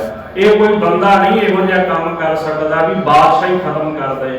ਇੱਕ ਕਰ ਦੇਣਗੇ, 2 ਕਰ ਦੇਣਗੇ, ਇਹਨਾਂ ਨੇ ਤਾਂ ਕਿਸੇ ਦੇ ਪੈਰ ਨਹੀਂ ਲੱਗਣ ਦਿੱਤੇ। ਇਹ ਤਾਂ ਕਿਸੇ ਵੱਡੀ ਕਲਾ ਦਾ ਕਰਾਮਾਤ ਦਾ ਕੰਮ ਹੈ ਇਨ ਮੈਂ ਕਿਸ ਸ਼ਬਦ ਬਲ ਕਹਿ ਕਿਸ ਡਾਢੇ ਪੰਥ। ਇਹਨਾਂ ਸਿੰਘਾਂ ਦੇ ਕੋਲ ਨਾ ਕੋਈ ਸ਼ਕਤੀ ਹੈ, ਕੋਈ ਬਲ ਹੈ, ਕਿਸੇ ਡਾਢੇ ਦਾ ਪੰਥ ਹੈ। ਇਸੇ ਕਰਕੇ ਮਾਰ ਨਹੀਂ ਖਾਂਦੇ ਕਿਸੇ ਕੋਲੋਂ। ਖੰਡੇ ਬਾਟੇ ਦੀ ਪੌਲ ਮਹਾਰਾਜ ਨੇ ਛਕਾਈ, ਸਾਨੂੰ ਬੜਾ ਬਲਵਾਨ ਤੇ ਤਾਕਤਵਰ ਗੁਰੂ ਸਾਹਿਬ ਨੇ ਬਣਾਇਆ। ਉਹ ਗੱਲ ਵੱਖਰੀ ਹੈ ਵੀ ਅਸੀਂ ਆਪ ਗੁਰੂ ਸਾਹਿਬ ਦੀਆਂ ਸਿੱਖਿਆਵਾਂ ਭੁਲਾ ਕੇ ਅਸੀਂ ਡੋਲ ਜਾਂਦੇ ਆ, ਵਰਨਾ ਗੁਰੂ ਸਾਹਿਬ ਦਾ ਪੰਥ ਡੋਲਣ ਵਾਲਾ ਕੋਈ ਨਹੀਂ। ਸਾਡੀ ਆਪਣੀ ਬੁੱਧੀ ਜਦੋਂ ਮਲੀਨ ਹੁੰਦੀ ਹੈ ਨਾ, ਅਸੀਂ ਆਪ ਡੋਲਣਾ ਸ਼ੁਰੂ ਕਰ ਦਿੰਦੇ ਆ, ਵਰਨਾ ਗੁਰੂ ਸਾਹਿਬ ਜੀ ਸਿੱਖ ਦੀ ਬਾਹ ਫੜ ਕੇ ਰੱਖਦੇ ਨੇ, ਇਹਨੂੰ ਕਦੇ ਡੋਲਣ ਨਹੀਂ ਦਿੰਦੇ। ਪਰਮਾਤਮਾ ਆਪ ਅਡੋਲ ਹੈ, ਤੇ ਜਿਹੜਾ ਉਹਦਾ ਸੇਵਕ ਬਣ ਜਾਂਦਾ ਉਹ ਵੀ ਕਦੇ ਨਹੀਂ ਡੋਲਦਾ। ਬਸ ਮਨ 'ਚ ਭਰੋਸਾ ਰੱਖਣਾ ਪੈਂਦਾ ਹੈ ਕਿ ਗੁਰੂ ਸਾਹਿਬ ਨੇ ਮੇਰੀ ਬਾਹ ਫੜੀ ਹੈ ਤੇ ਮੈਨੂੰ ਡੋਲਣ ਨਹੀਂ ਦੇਣਗੇ। ਜਦੋਂ ਤੁਹਾਡਾ ਆਪਣਾ ਨਿਸ਼ਚਾ ਗੁਰੂ ਦੇ ਪ੍ਰਤੀ ਪਰਪੱਕ ਹੈ ਤੇ ਤੁਸੀਂ ਡੋਲ ਕਿਵੇਂ ਜਾਓਗੇ? ਜਦੋਂ ਤੁਸੀਂ ਆਪਣਾ ਨਿਸ਼ਚਾ ਹੀ ਗੁਰੂ ਸਾਹਿਬ ਤੇ ਬਣਾਉਣਾ ਨਹੀਂ, ਉੱਤੋਂ ਤੋਂ ਹੀ ਕਹੀ ਜਾਣਾ, ਫਿਰ ਇਦਾਂ ਖੇਡ ਨਹੀਂ ਜੇ ਬਣਦੀ। ਇਸ ਕਰਕੇ ਖਾਲਸਾ ਜਿਹੜਾ ਇਹ ਕਿਸੇ ਡਾਢੇ ਦਾ ਪੰਥ ਹੈ। ਇਹ ਗੁਰੂ ਗੋਬਿੰਦ ਸਿੰਘ ਸਾਹਿਬ ਸੱਚੇ ਪਾਤਸ਼ਾਹ ਦਾ ਪੰਥ ਹੈ, ਜਿਨ੍ਹਾਂ ਨੇ ਖੰਡੇ ਬਾਟੇ ਦੀ ਪੌਲ ਖਾਲਸੇ ਪੰਥ ਨੂੰ ਛਕਾ ਦਿੱਤੀ ਤੇ ਅੰਦਰੋਂ ਸਰਬਲੋਹ ਦਾ ਬਣਾ ਦਿੱਤਾ। ਜਿਵੇਂ ਸਰਬਲੋਹ ਨਹੀਂ ਨਾ ਛੇਤੀ ਕਿਤੇ ਉਹਨੂੰ ਫਰਕ ਪੈਂਦਾ, ਹਾਂ ਜੇ ਤੁਸੀਂ ਲੋਹਾ ਅੱਗ 'ਚ ਪਾ ਦਿਓ ਤੇ ਪਿੰਗਲ ਜਾਂਦਾ। ਫਿਰ ਨਿਮਰਤਾ ਵੀ ਇੰਨੀ ਜ਼ਿਆਦੀ ਹੈ ਪੰਥ ਦੇ ਕੋਲ। ਜਦੋਂ ਬਾਬੇ ਬਘੇਲ ਸਿੰਘ ਹਰੀ ਦਿੱਲੀ ਗਏ ਤੇ ਉੱਥੋਂ ਦਾ ਰਾਜ ਦਿੱਲੀ ਦਾ ਨਾ ਦਾਨ 'ਚ ਦੇ ਆਏ। ਇਹੋ ਜਿਹੇ ਦਇਆਵਾਨ ਸਨ, ਇੱਕ ਪਾਸੇ ਜਿੱਤ ਵੀ ਲਿਆ ਤੇ ਦਾਨ 'ਚ ਵੀ ਦੇ ਦਿੱਤਾ। ਲਓ ਕੋਈ ਗੱਲ ਨਹੀਂ, ਦਿੱਲੀ ਦਾ ਕੀ ਹੈ, ਜਿਹੋ ਜੀ ਬਿੱਲੀ ਮਾਰਨੀ ਉਹੋ ਜੀ ਦਿੱਲੀ ਮਾਰਨੀ, ਫੇਰ ਆ ਜਾਵਾਂਗੇ। ਕਿੱਡਾ ਨਿਸ਼ਚਾ, ਡਾਢਾ ਨਿਸ਼ਚਾ ਹੋਏਗਾ ਖਾਲਸੇ ਦਾ। ਤੇ ਪਰਪੱਕ ਕਿੰਨੇ ਸਨ? 40 ਸਿੰਘ ਚਮਕੌਰ 'ਚ ਲੜ ਗਏ। ਸਾਰਾਗੜ੍ਹੀ ਦਾ ਜੰਗ ਹੋਇਆ, ਉਹਦੇ ਵਿੱਚ ਲੜਾਈ ਕੀਤੀ ਸਿੰਘਾਂ ਨੇ। ਇਸ ਕਰਕੇ ਅੰਦਰੋਂ ਗੁਰੂ ਸਾਹਿਬ ਨੇ ਸਰਬਲੋਹ ਦੇ ਵਾਂਗੂ ਪੰਥ ਬਣਾਇਆ ਹੋਇਆ ਹੈ। ਸਰਬਲੋਹ ਦੇ ਬਾਟੇ ਵਿੱਚ ਅੰਮ੍ਰਿਤਪਾਨ ਕਰਾਇਆ ਖਾਲਸੇ ਨੂੰ, ਇਸ ਕਰਕੇ ਖਾਲਸਾ ਪੰਥ ਕਦੇ ਡੋਲਦਾ ਨਹੀਂ।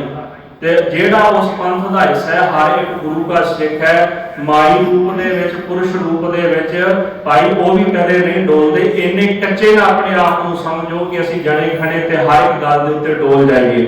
ਇਸ ਕਰਕੇ ਸਤਿਗੁਰੂ ਸੱਚੇ ਪਾਤਸ਼ਾਹ ਮਹਾਰਾਜ ਗਰੀਬ ਨਵਾਜ, ਉਹਨਾਂ ਦਾ ਪੰਥ ਡਾਢੇ ਦਾ ਪੰਥ ਹੈ। ਤੇ ਇਸ ਕਰਕੇ ਅਖਤਰ ਲੋਨੀ ਕਹਿੰਦਾ ਵੀ ਮੈਨੂੰ ਲੱਗਦਾ ਹੈ ਵੀ ਇਹਨਾਂ ਵਿੱਚ ਕੋਈ ਸ਼ਕਤੀ, ਇਹਨਾਂ ਵਿੱਚ ਕੋਈ ਤਾਕਤ ਹੈ। ਲਿਖੋ ਹਕੀਕਤ ਇਨ ਸਭੋ ਤੋ ਯਹ ਪਈਏ ਅੰਤ। ਇਹਨਾਂ ਦੀ ਨਾ ਸਾਰੀ ਹਕੀਕਤ ਦੇਖੋ, ਸਚਾਈ ਦੇਖੋ ਵੀ ਅਸਲ ਵਿੱਚ ਇਹ ਹੈ ਕੌਣ ਨੇ, ਫਿਰ ਸਾਨੂੰ ਇਹਨਾਂ ਦਾ ਅੰਤ ਪਤਾ ਲੱਗੇਗਾ। ਅਸੀਂ ਨਤੀਜੇ ਤੇ ਪਹੁੰਚਾਂਗੇ ਕਿ ਅਸਲ 'ਚ ਕੌਣ ਹਨ। ਜਰਨੈਲ ਕੋ ਮਾਲੀ ਕਹੀ ਜਿਮ ਕਹੀ ਦਿਲੀ ਕੇ ਸ਼ਾਹੇ। ਮਾਲੀ ਕਹਿਣ ਲੱਗਾ, ਭਾਵ ਕੈਪਟਨ ਮਰੀ ਕਹਿਣ ਲੱਗਾ ਅਖਤਰ ਲੋਨੀ ਜੀ, ਜਿਹਨੂੰ ਜਿਵੇਂ ਸਾਨੂੰ ਬਹਾਦਰ ਸ਼ਾਹ ਜ਼ਫਰ ਨੇ ਦੱਸਿਆ ਆਪਾਂ ਉਹਦਾ ਲਿਖ ਦਿੰਦੇ ਆ, ਉਹ ਵੀ ਤਾਂ ਸੱਚ ਹੀ ਬੋਲਦਾ ਹੋਵੇਗਾ। ਤੈਸੇ ਲਿਖ ਪਠਾਈਏ ਪਹਿ ਨੰਦਨ ਪਾਤਸ਼ਾਹੇ। ਤੇ ਜਿਵੇਂ ਬਹਾਦਰ ਸ਼ਾਹ ਜ਼ਫਰ ਨੇ ਸਾਨੂੰ ਕਹਿ ਦਿੱਤਾ, ਆਪਾਂ ਲਿਖਿਆ ਤਾਂ ਹੋਇਆ, ਇਸੇ ਤਰ੍ਹਾਂ ਹੀ ਆਪਾਂ ਇਹ ਲੰਡਨ ਦਾ ਜਿਹੜਾ ਰਾਜਾ ਉਹਦੇ ਕੋਲ ਭੇਜ ਦਿੰਦੇ ਹਾਂ। ਚੌਪਈ ਜਰਨੈਲ ਅੰਗਰੇਜ਼ਨ ਤੋਂ ਬੜੋ ਗਿਆਨੀ। ਜਿਹੜਾ ਕੈਪਟਨ ਮਾਫ ਕਰਨਾ, ਜਿਹੜਾ ਜਰਨੈਲ ਅਖਤਰ ਲੋਨੀ ਸੀ, ਉਹ ਬੜਾ ਗਿਆਨੀ ਸੀ, ਭਾਵ ਬੜਾ ਪੜ੍ਹਿਆ ਲਿਖਿਆ ਤੇ ਸੂਝਵਾਨ ਨੀਤੀਵਾਨ ਪੁਰਸ਼ ਹੈ। ਕਹਾ ਮਰੀ ਸੋ ਉਸੇ ਨ ਮਾਨੀ। ਕੈਪਟਨ ਮਰੀ ਨੇ ਜਿਹੜੀ ਗੱਲ ਨੂੰ ਕਹੀ ਹੈ ਨਾ ਵੀ ਆਪਾਂ ਬਹਾਦਰ ਸ਼ਾਹ ਦੀ ਲਿਖਤੀ ਭੇਜ ਦਿੰਦੇ ਆ, ਅਖਤਰ ਲੋਨੀ ਨੇ ਨਹੀਂ ਮੰਨੀ, ਕਿਉਂਕਿ ਉਹਨੂੰ ਕਿਤੇ ਨਾ ਚਿੱਤ ਵਿੱਚ ਸ਼ੰਕਾ ਜ਼ਰੂਰ ਸੀ। ਉਹਨੂੰ ਲੱਗਦਾ ਸੀ ਵੀ ਦਾਲ ਦੇ ਵਿੱਚ ਕੁਝ ਕਾਲਾ ਹੈ, ਵੀ ਇਹਦੇ ਵਿੱਚ ਕੋਈ ਸਚਾਈ ਨਹੀਂ। ਕਹਿਓ ਕੂੜ ਜੋ ਹੋਏ ਪਾਤਸ਼ਾਹੇ। ਕਹਿਣ ਲੱਗਾ ਕਿ ਜੇ ਮੰਨ ਲੈ ਕਿ ਅਸੀਂ ਇਹੀ ਲਿਖਤ ਭੇਜ ਦਿੰਦੇ ਆ ਕਿ ਜੇ ਬਾਦਸ਼ਾਹ ਨੇ ਝੂਠ ਬੋਲਿਆ ਹੋਵੇ ਦੇ ਬਾਤ ਮੋਹਿ ਕੂੜ ਕਰਾਹੇ, ਤੇ ਉੱਥੇ ਤਾਂ ਮੇਰੀ ਵੀ ਗੱਲ ਝੂਠੀ ਹੋ ਜਾਏਗੀ। ਲੰਡਨ ਦਾ ਰਾਜਾ ਕਹੇਗਾ ਵੀ ਤੂੰ ਸੱਚ ਲਿਖ ਕੇ ਨਹੀਂ ਭੇਜਿਆ ਤੇ ਸਿੰਘਾਂ ਦੀ ਝੂਠੀ ਲਿਖਤ ਸਾਡੇ ਕੋਲ ਭੇਜ ਦਿੱਤੀ ਹੈ, ਉੱਥੇ ਮੇਰੀ ਗੱਲ ਵੀ ਝੂਠੀ ਪੈ ਜਾਏਗੀ। ਦੂਸਰ ਬਾਤ ਤਿਨ ਲਈ ਵਿਚਾਰ। ਸੋ ਇਸ ਕਰਕੇ ਕਹਿੰਦੇ ਵੀ ਮੈਂ ਜਿਹੜੀ ਦੂਜੀ ਗੱਲ ਹੈ ਉਹ ਆਪਣੇ ਚਿੱਤ ਵਿੱਚ ਵਿਚਾਰ ਲਈ ਹੈ ਕਿ ਮੈਂ ਸਿੰਘਾਂ ਦੇ ਇਤਿਹਾਸ ਦੀ ਛਾਣਬੀਣ ਕਰਕੇ ਭੇਜਾਂਗਾ। ਉਹ ਤੋਂ ਬਿਦ ਉਹ ਬੜ ਖਬਰਦਾਰ। ਕਹਿੰਦੇ ਵੀ ਉਹ ਬਜ਼ੁਰਗ ਸੀ, ਬੜਾ ਖਬਰਦਾਰ ਸਿਆਣਾ ਸੀਗਾ, ਉਹਨੇ ਸਾਰੀ ਗੱਲ ਆਪਣੇ ਚਿੱਤ ਵਿੱਚ ਅਖਤਰ ਲੋਨੀ ਨੇ ਸਮਝੀ ਹੈ। ਸਿੰਘਨ ਉਹ ਪਤਸ਼ਾਹਨ ਮਾਹੇ। ਕਹਿੰਦਾ ਵੀ ਸਿੰਘਾਂ ਦੇ ਵਿੱਚ ਤੇ ਹਿੰਦੁਸਤਾਨ ਦੇ ਜਿਹੜੇ ਬਾਦਸ਼ਾਹ ਸਨ, ਉਹਨਾਂ ਦਾ ਆਪਸ ਵਿੱਚ ਜਿਹੜਾ ਝਗੜਾ ਰਿਹਾ ਹੈ। ਲਿਖਿਓ ਸ਼ਰੀਕੋ ਜਰਨੈਲ ਵਾਹੇ। ਇਹ ਝਗੜਾ ਹੋਣਾ ਕੋਈ ਆਮ ਗੱਲ ਨਹੀਂ। ਇਹ ਨਹੀਂ ਕਿ ਇੱਕ ਰਈਅਤ ਇੱਕ ਬਾਦਸ਼ਾਹ ਦੇ ਨਾਲ ਹੀ ਲੜੀ ਜਾਏਗੀ। ਭਾਵੇਂ 84 ਵਿੱਚ ਵੀ ਇਹੀ ਹੋਇਆ ਨਾ ਵੀ ਰਈਅਤ ਇੱਕ ਪਾਸੇ ਦਿੱਲੀ ਦੀ ਤਾਕਤ ਹੈ, ਇੱਕ ਪਾਸੇ ਰਈਅਤ ਉੱਥੋਂ ਦੇ ਰਹਿਣ ਵਾਲੇ ਵਾਸੀ ਏਡੀ ਵੱਡੀ ਤਾਕਤ ਦੇ ਨਾਲ ਲੜਦੇ ਤੇ ਕੋਈ ਮਾੜੀ ਮੋਟੀ ਗੱਲ ਥੋੜਾ। ਇੱਕ ਵਾਰੀ ਨਹੀਂ, ਕਾਰਨਾਮਾ ਤਾਂ ਹਮੇਸ਼ਾ ਹੀ ਖਾਲਸੇ ਪੰਥ ਦੇ ਵਿੱਚ ਹੁੰਦਾ ਆਇਆ। ਇਸ ਕਰਕੇ ਉਹਨਾਂ ਨੇ ਬਚਨ ਆਖਿਆ ਕਿ ਕੋਈ ਵੱਡਾ ਸ਼ਰੀਕਾ ਮੈਨੂੰ ਲੱਗਦਾ ਹੈ ਖਾਲਸੇ ਪੰਥ ਦੇ ਵਿੱਚ ਤੇ ਬਾਦਸ਼ਾਹਾਂ ਦੇ ਵਿੱਚ। ਕਹੀ ਬਾਤ ਜੋ ਸ਼ਾਹੇ ਸੱਚ ਹੋਗ। ਜੇਕਰ ਬਹਾਦਰ ਸ਼ਾਹ ਜ਼ਫਰ ਦੀ ਸੋਚ, ਉਹਦੀ ਕਹੀ ਹੋਈ ਗੱਲ ਸੱਚੀ ਹੋਵੇ, ਪਰੇ ਸ਼ਹੀਦੀ ਸਭ ਉਸ ਲੋਗ। ਉਹਦੀ ਸ਼ਾਇਦੀ ਫਿਰ ਸਾਰੇ ਲੋਕ ਕਰਨਗੇ। ਲੋਕਾਂ ਨੂੰ ਪਤਾ ਹੀ ਹੋਣਾ ਕਿ ਸਿੰਘ ਕਿਦਾਂ ਦੇ ਨੇ। ਜੇ ਬਹਾਦਰ ਸ਼ਾਹ ਨੇ ਸੱਚ ਬੋਲਿਆ ਹੋਵੇ ਤੇ ਲੋਕਾਂ ਨੇ ਆਪੇ ਗਵਾਹੀ ਭਰ ਦੇਣੀ ਹੈ। ਜੋ ਸ਼ਾਇ ਹੈ ਝੂਠ ਉਚਾਰਾ। ਜੇ ਬਹਾਦਰ ਸ਼ਾਹ ਜ਼ਫਰ ਨੇ ਝੂਠ ਬੋਲਿਆ ਹੈ, ਕੁਫਰ ਬੋਲਿਆ ਹੈ, ਸਾਚ ਝੂਠ ਕਰ ਲਿਓ ਨਿਆਰਾ। ਸੱਚ ਤੇ ਝੂਠ ਜਿਹੜਾ ਨਾ ਤੁਸੀਂ ਆਪ ਹੀ ਨਿਰਣਾ ਕਰਕੇ ਵੱਖਰਾ ਵੱਖਰਾ ਕਰ ਲਓ ਵੀ ਸੱਚ ਕੀ ਹੈ ਤੇ ਝੂਠ ਕੀ ਹੈ। ਅਕੇ ਲਿਖਤ ਕੋ ਪੁਰਾਤਨ ਲੱਭਿਆ। ਜਾ ਕੇ ਕੋਈ ਪੁਰਾਣੀ ਲਿਖਤ ਲੱਭ ਲਓ ਜਿਹਦੇ ਵਿੱਚ ਸਿੰਘਾਂ ਦਾ ਕਿਤੇ ਕੋਈ ਇਤਿਹਾਸ ਲਿਖਿਆ ਹੋਵੇ। ਇਮ ਕਰ ਹਮਰੋ ਮਨ ਪਤਿਐ। ਇਸ ਤਰ੍ਹਾਂ ਕਰਕੇ ਨਾ ਸੱਚ ਤੇ ਝੂਠ ਦਾ ਨਿਤਾਰਾ ਕਰਕੇ ਤੂੰ ਮੇਰਾ ਮਨ ਖੁਸ਼ ਕਰ ਦੇ। ਲਿਖਤ ਭੇਜੀਏ ਲੰਡਨ ਸੋ। ਇਹੋ ਜੀ ਲਿਖਤ ਲੰਡਨ ਦੇ ਵਿੱਚ ਉਥੋਂ ਦੇ ਰਾਜੇ ਨੂੰ ਭੇਜ ਦਿਓ। ਜਾਂ ਮੈਂ ਝੂਠ ਨਾ ਇੱਕ ਤਿਲ ਹੋ। ਜਿਸ ਲਿਖਤ ਦੇ ਵਿੱਚ ਇੱਕ ਤਿਲ ਮਾਤਰ ਵੀ ਝੂਠ ਨਾ ਹੋਵੇ, ਉਹਦੇ ਵਿੱਚ 100% ਸੱਚੀ ਗੱਲ ਹੋਣੀ ਚਾਹੀਦੀ ਹੈ। ਤੋਹਿਰਾ ਜਿਮ ਸਿੰਘਨ ਰਾਜ ਮਲਿਓ ਸਭ ਭਾਤ ਲਖਾਇਓ ਸਾਲ। ਕਹਿਣ ਲੱਗਾ ਕਿ ਜਿਸ ਤਰ੍ਹਾਂ ਸਿੰਘਾਂ ਨੇ ਰਾਜ ਭਾਗ ਮੱਲਿਆ, ਜਿਵੇਂ ਉਹਨਾਂ ਦੀ ਉਤਪਤੀ ਹੋਈ, ਇਕੱਲਾ ਇਕੱਲਾ ਸਾਲ ਲਿਖਾਇਆ ਜਾਏ, ਡੇਟਾਂ ਲਿਖਾਈਆਂ ਜਾਣ ਕਿ ਕਦੋਂ ਸਿੰਘ ਉਤਪਤ ਹੋਏ, ਕਿਵੇਂ ਉਹਨਾਂ ਨੇ ਰਾਜ ਭਾਗ ਮੱਲਿਆ ਹੈ। ਸੁਨ ਝੈੜੋ ਸਭ ਖਾਲਸੈ, ਜਾਨਿਓ ਜਗ ਹਵਾਲ। ਖਾਲਸੇ ਦਾ ਜਿਹੜਾ ਢੇੜਾ ਸੀ ਬਾਦਸ਼ਾਹ ਦੇ ਨਾਲ, ਉਹ ਵੀ ਜਾਣਨਾ ਕਰ ਸਾਰੇ ਜੱਗ ਦੇ ਵਿੱਚ ਉਹ ਪ੍ਰਗਟ ਹੋਵੇਗਾ, ਜਹਾਨ ਉਹਨੂੰ ਜਾਣਦਾ ਹੋਵੇਗਾ। ਚੋਪਈ ਬੜੀ ਹੁਕਮ ਲੈ ਉਦਮ ਕੀਓ। ਭਾਈ ਰਤਨ ਸਿੰਘ ਜੀ ਕਹਿੰਦੇ ਅਖਤਰ ਲੋਨੀ ਦਾ ਹੁਕਮ ਲੈ ਕੇ ਕੈਪਟਨ ਮਰੀ ਨੇ ਥੋੜਾ ਉਦਮ ਕੀਤਾ ਹੈ। ਬੂਟੇ ਸ਼ਾਹੇ ਮੌਲਵੀ ਸਦ ਲਈਓ। ਉਹਨੇ ਬੂਟੇ ਸ਼ਾਹ ਨਾਮ ਦਾ ਇੱਕ ਮੌਲਵੀ ਸੀ, ਉਹਨੂੰ ਆਪਣੇ ਕੋਲ ਬੁਲਾਇਆ ਹੈ। ਲਿਖਨ ਕਿਤਾਬ ਉਸੇ ਫਰਮਾਇਓ। ਮਰੀ ਕਹਿਣ ਲੱਗਾ ਬੂਟੇ ਸ਼ਾਹ ਮੌਲਵੀ ਨੂੰ ਕਿ ਭਾਈ ਇੱਕ ਕਿਤਾਬ ਲਿਖੋ। ਸਿੰਘਨ ਕੀ ਉਤਪਤੀ ਲਿਖਾਇਓ। ਉਹਦੇ ਵਿੱਚ ਨਾ ਸਿੰਘਾਂ ਦੀ ਉਤਪਤੀ ਲਿਖੀ ਜਾਏ ਵੀ ਇਹ ਕੌਣ ਨੇ, ਕਿੱਥੋਂ ਪੈਦਾ ਹੋਏ ਨੇ, ਇਹਨਾਂ ਨੇ ਰਾਜ ਕਿਵੇਂ ਲਿਆ ਹੈ। ਜਿਮ ਹੋਏ ਸੱਚ ਸੋ ਮੈਂ ਲਿਖਿਓ। ਆਖਣ ਲੱਗਾ ਕਿ ਭਾਈ ਉਹ ਲਿਖੀ ਜੋ ਸੱਚ ਹੋਵੇ, ਝੂਠ ਨਾ ਲਿਖੀ, ਆਪਣੇ ਕੋਲੋਂ ਕੋਈ ਗੱਲ ਝੂਠੀ ਬਣਾ ਕੇ ਨਾ ਲਿਖੀ, ਜੋ ਕੁਝ ਸੱਚ ਹੈ ਸਿੰਘਾਂ ਦਾ ਉਹੀ ਲਿਖਣਾ ਹੈ। ਜਾਂ ਮੈਂ ਝੂਠ ਨਾ ਕਚੂਰ ਲਿਓ। ਇਸ ਕਿਤਾਬ ਦੇ ਵਿੱਚ ਕਿਸੇ ਤਰ੍ਹਾਂ ਦਾ ਝੂਠ ਜਿਹੜਾ ਰਲਗੜ ਨਹੀਂ ਕਰਨਾ। ਜੈ ਜਾਵਗ ਸ਼ਾਹ ਲੰਦਨ ਪਾਸ। ਇਹ ਜਿਹੜੀ ਲਿਖਤ ਹੈ ਉਹ ਲੰਦਨ ਦੇ ਰਾਜੇ ਦੇ ਕੋਲ ਜਾਵੇਗੀ। ਔਰ ਦੀਪਨ ਮੈਂ ਹੋਗ ਪ੍ਰਕਾਸ਼। ਹੋਰ ਵੀ ਜਿਹੜੇ ਦੀਪ ਇਲਾਕੇ ਦੇਸ਼ ਹਨ ਉਹਨਾਂ ਦੇ ਵਿੱਚ ਵੀ ਇਹਦਾ ਪ੍ਰਕਾਸ਼ ਕੀਤਾ ਜਾਏਗਾ, ਉੱਥੋਂ ਦੇ ਲੋਕਾਂ ਨੂੰ ਸਿੰਘਾਂ ਬਾਰੇ ਦੱਸਿਆ ਜਾਏਗਾ। ਦੋਹਰਾ ਐਸੀ ਐਸ ਤਕੀਦ ਕਰ ਬੂਟੇ ਸ਼ਾਹ ਸਮਝਾਏ।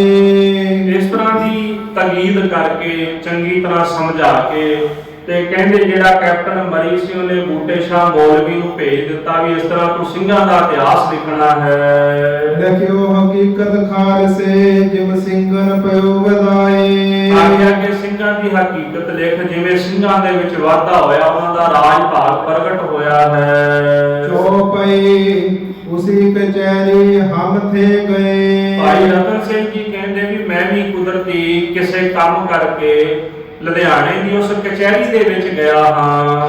ਸੁਣ ਜੇ ਬਾਤ ਸੋ ਚਿੰਤਤ ਭਏ। ਕਹਿੰਦੇ ਜਦੋਂ ਮੈਂ ਉੱਥੇ ਗਿਆ ਨਾ ਤੇ ਕੈਪਟਨ ਮਰੀ ਤੇ ਜਿਹੜਾ ਬੂਟਾ ਮੌਲਵੀ ਸੀ ਉਹਨਾਂ ਦੀ ਆਪਸ ਵਿੱਚ ਗੱਲਬਾਤ ਹੁੰਦੀ ਸੀ।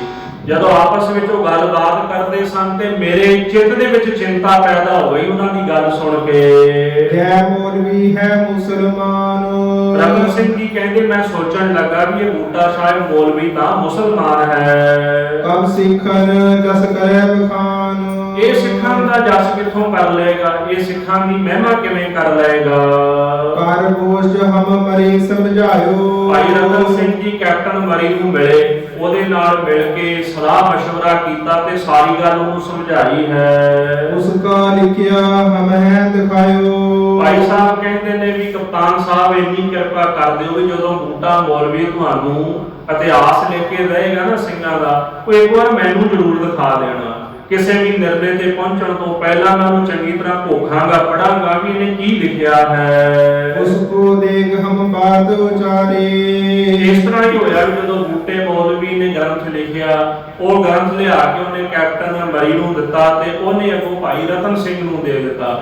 ਤੇ ਭਾਈ ਰਤਨ ਸਿੰਘ ਨੇ ਜਦੋਂ ਉਹ ਸਾਰਾ ਗ੍ਰੰਥ ਭੋਖਿਆ, ਸਿੰਘਾਂ ਦਾ ਇਤਿਹਾਸ ਉਹਨੇ ਪੜ੍ਹਿਆ ਹੈ। ਇਨ ਗੱਲ ਖਾਸ ਕਹੀ ਨਾ ਸਾਰੀ। ਕੈਪਟਨ ਮਰੀ ਨੂੰ ਆ ਕੇ ਕਹਿਣ ਲੱਗੇ ਇਨ ਗੱਲ ਖਾਲਸੇ ਕਹੀ ਨਾ ਸਾਰੀ। ਆਖਿਆ ਵੀ ਇਹਨੇ ਤਾਂ ਖਾਲਸੇ ਦੀ ਕੋਈ ਗੱਲ ਹੀ ਨਹੀਂ ਦੱਸੀ ਵੀ ਉਹਨਾਂ ਨੇ ਕਿਵੇਂ ਰਾਜ ਭਾਗ ਪ੍ਰਾਪਤ ਕੀਤਾ, ਕਿਵੇਂ ਉਹ ਤਾਕਤ ਵਿੱਚ ਸੱਤਾ ਦੇ ਵਿੱਚ ਆਏ, ਕਿਹਨੇ ਰਾਜ ਦਿੱਤਾ। ਇਹਨੇ ਤਾਂ ਸਿੰਘਾਂ ਦੇ ਉਲਟ ਸਾਰਾ ਕੁਝ ਲਿਖ ਦਿੱਤਾ ਹੈ। ਦੋਹਰਾ ਸੋ ਮਰੀ ਹਮਾਰੋ ਮਿਤ ਪਇਓ ਮੋਹਿ ਫੇਰ ਕਯੋ ਬਿਲਵਾਏ। ਭਾਈ ਰਤਨ ਸਿੰਘ ਜੀ ਕਹਿੰਦੇ ਉਹ ਕੈਪਟਨ ਮਰੀ ਫਿਰ ਸਾਡਾ ਨਾ ਮਿੱਤਰ ਬਣ ਗਿਆ। ਜਦੋਂ ਆਪਸ ਵਿੱਚ ਚਰਚਾ ਹੋਈ, ਉਹਨੇ ਮੇਰੀਆਂ ਗੱਲਾਂ ਸੁਣੀਆਂ, ਉਹਨੇ ਫਿਰ ਮੈਨੂੰ ਦੁਬਾਰਾ ਆਪਣੇ ਕੋਲ ਲੁਧਿਆਣੇ ਕਚਹਿਰੀ ਵਿੱਚ ਬੁਲਾਇਆ ਹੈ। ਜਿਮ ਉਤਪਤ ਭਈ ਖਾਲਸੇ ਤਿਮ ਤੁਮ ਦੇਹੋ ਲਖਾਏ। ਮਰੀ ਕਹਿਣ ਲੱਗਾ ਕਿ ਜਿਵੇਂ ਬੂਟੇ ਸ਼ਾਹ ਮੌਲਵੀ ਨੇ ਸਾਰਾ ਇਤਿਹਾਸ ਗਲਤ ਲਿਖ ਦਿੱਤਾ ਹੈ, ਅਸੀਂ ਉਹਦੇ ਤੇ ਨਹੀਂ ਵਿਸ਼ਵਾਸ ਕਰਨਾ। ਤੁਸੀਂ ਦੱਸੋ ਵੀ ਖਾਲਸੇ ਦੀ ਉਤਪਤੀ ਕਿਵੇਂ ਹੋਈ ਹੈ ਤੇ ਤੁਸੀਂ ਮੈਨੂੰ ਸਾਰਾ ਇਤਿਹਾਸ ਲਿਖ ਕੇ ਦਿਓ। ਜੋ ਪਈ ਤੋ ਮੈਂ ਕਹੇ ਸੁਨ ਮਰੀ ਕਪਤਾਨ। ਭਾਈ ਰਤਨ ਸਿੰਘ ਜੀ ਕਹਿਣ ਲੱਗੇ, ਫਿਰ ਮੈਂ ਕਹਿਣਾ ਕੀਤਾ ਹੈ ਕਿ हे ਕਪਤਾਨ ਮਰੀ, ਮੇਰੇ ਬਚਨ ਧਿਆਨ ਨਾਲ ਸੁਣਾ।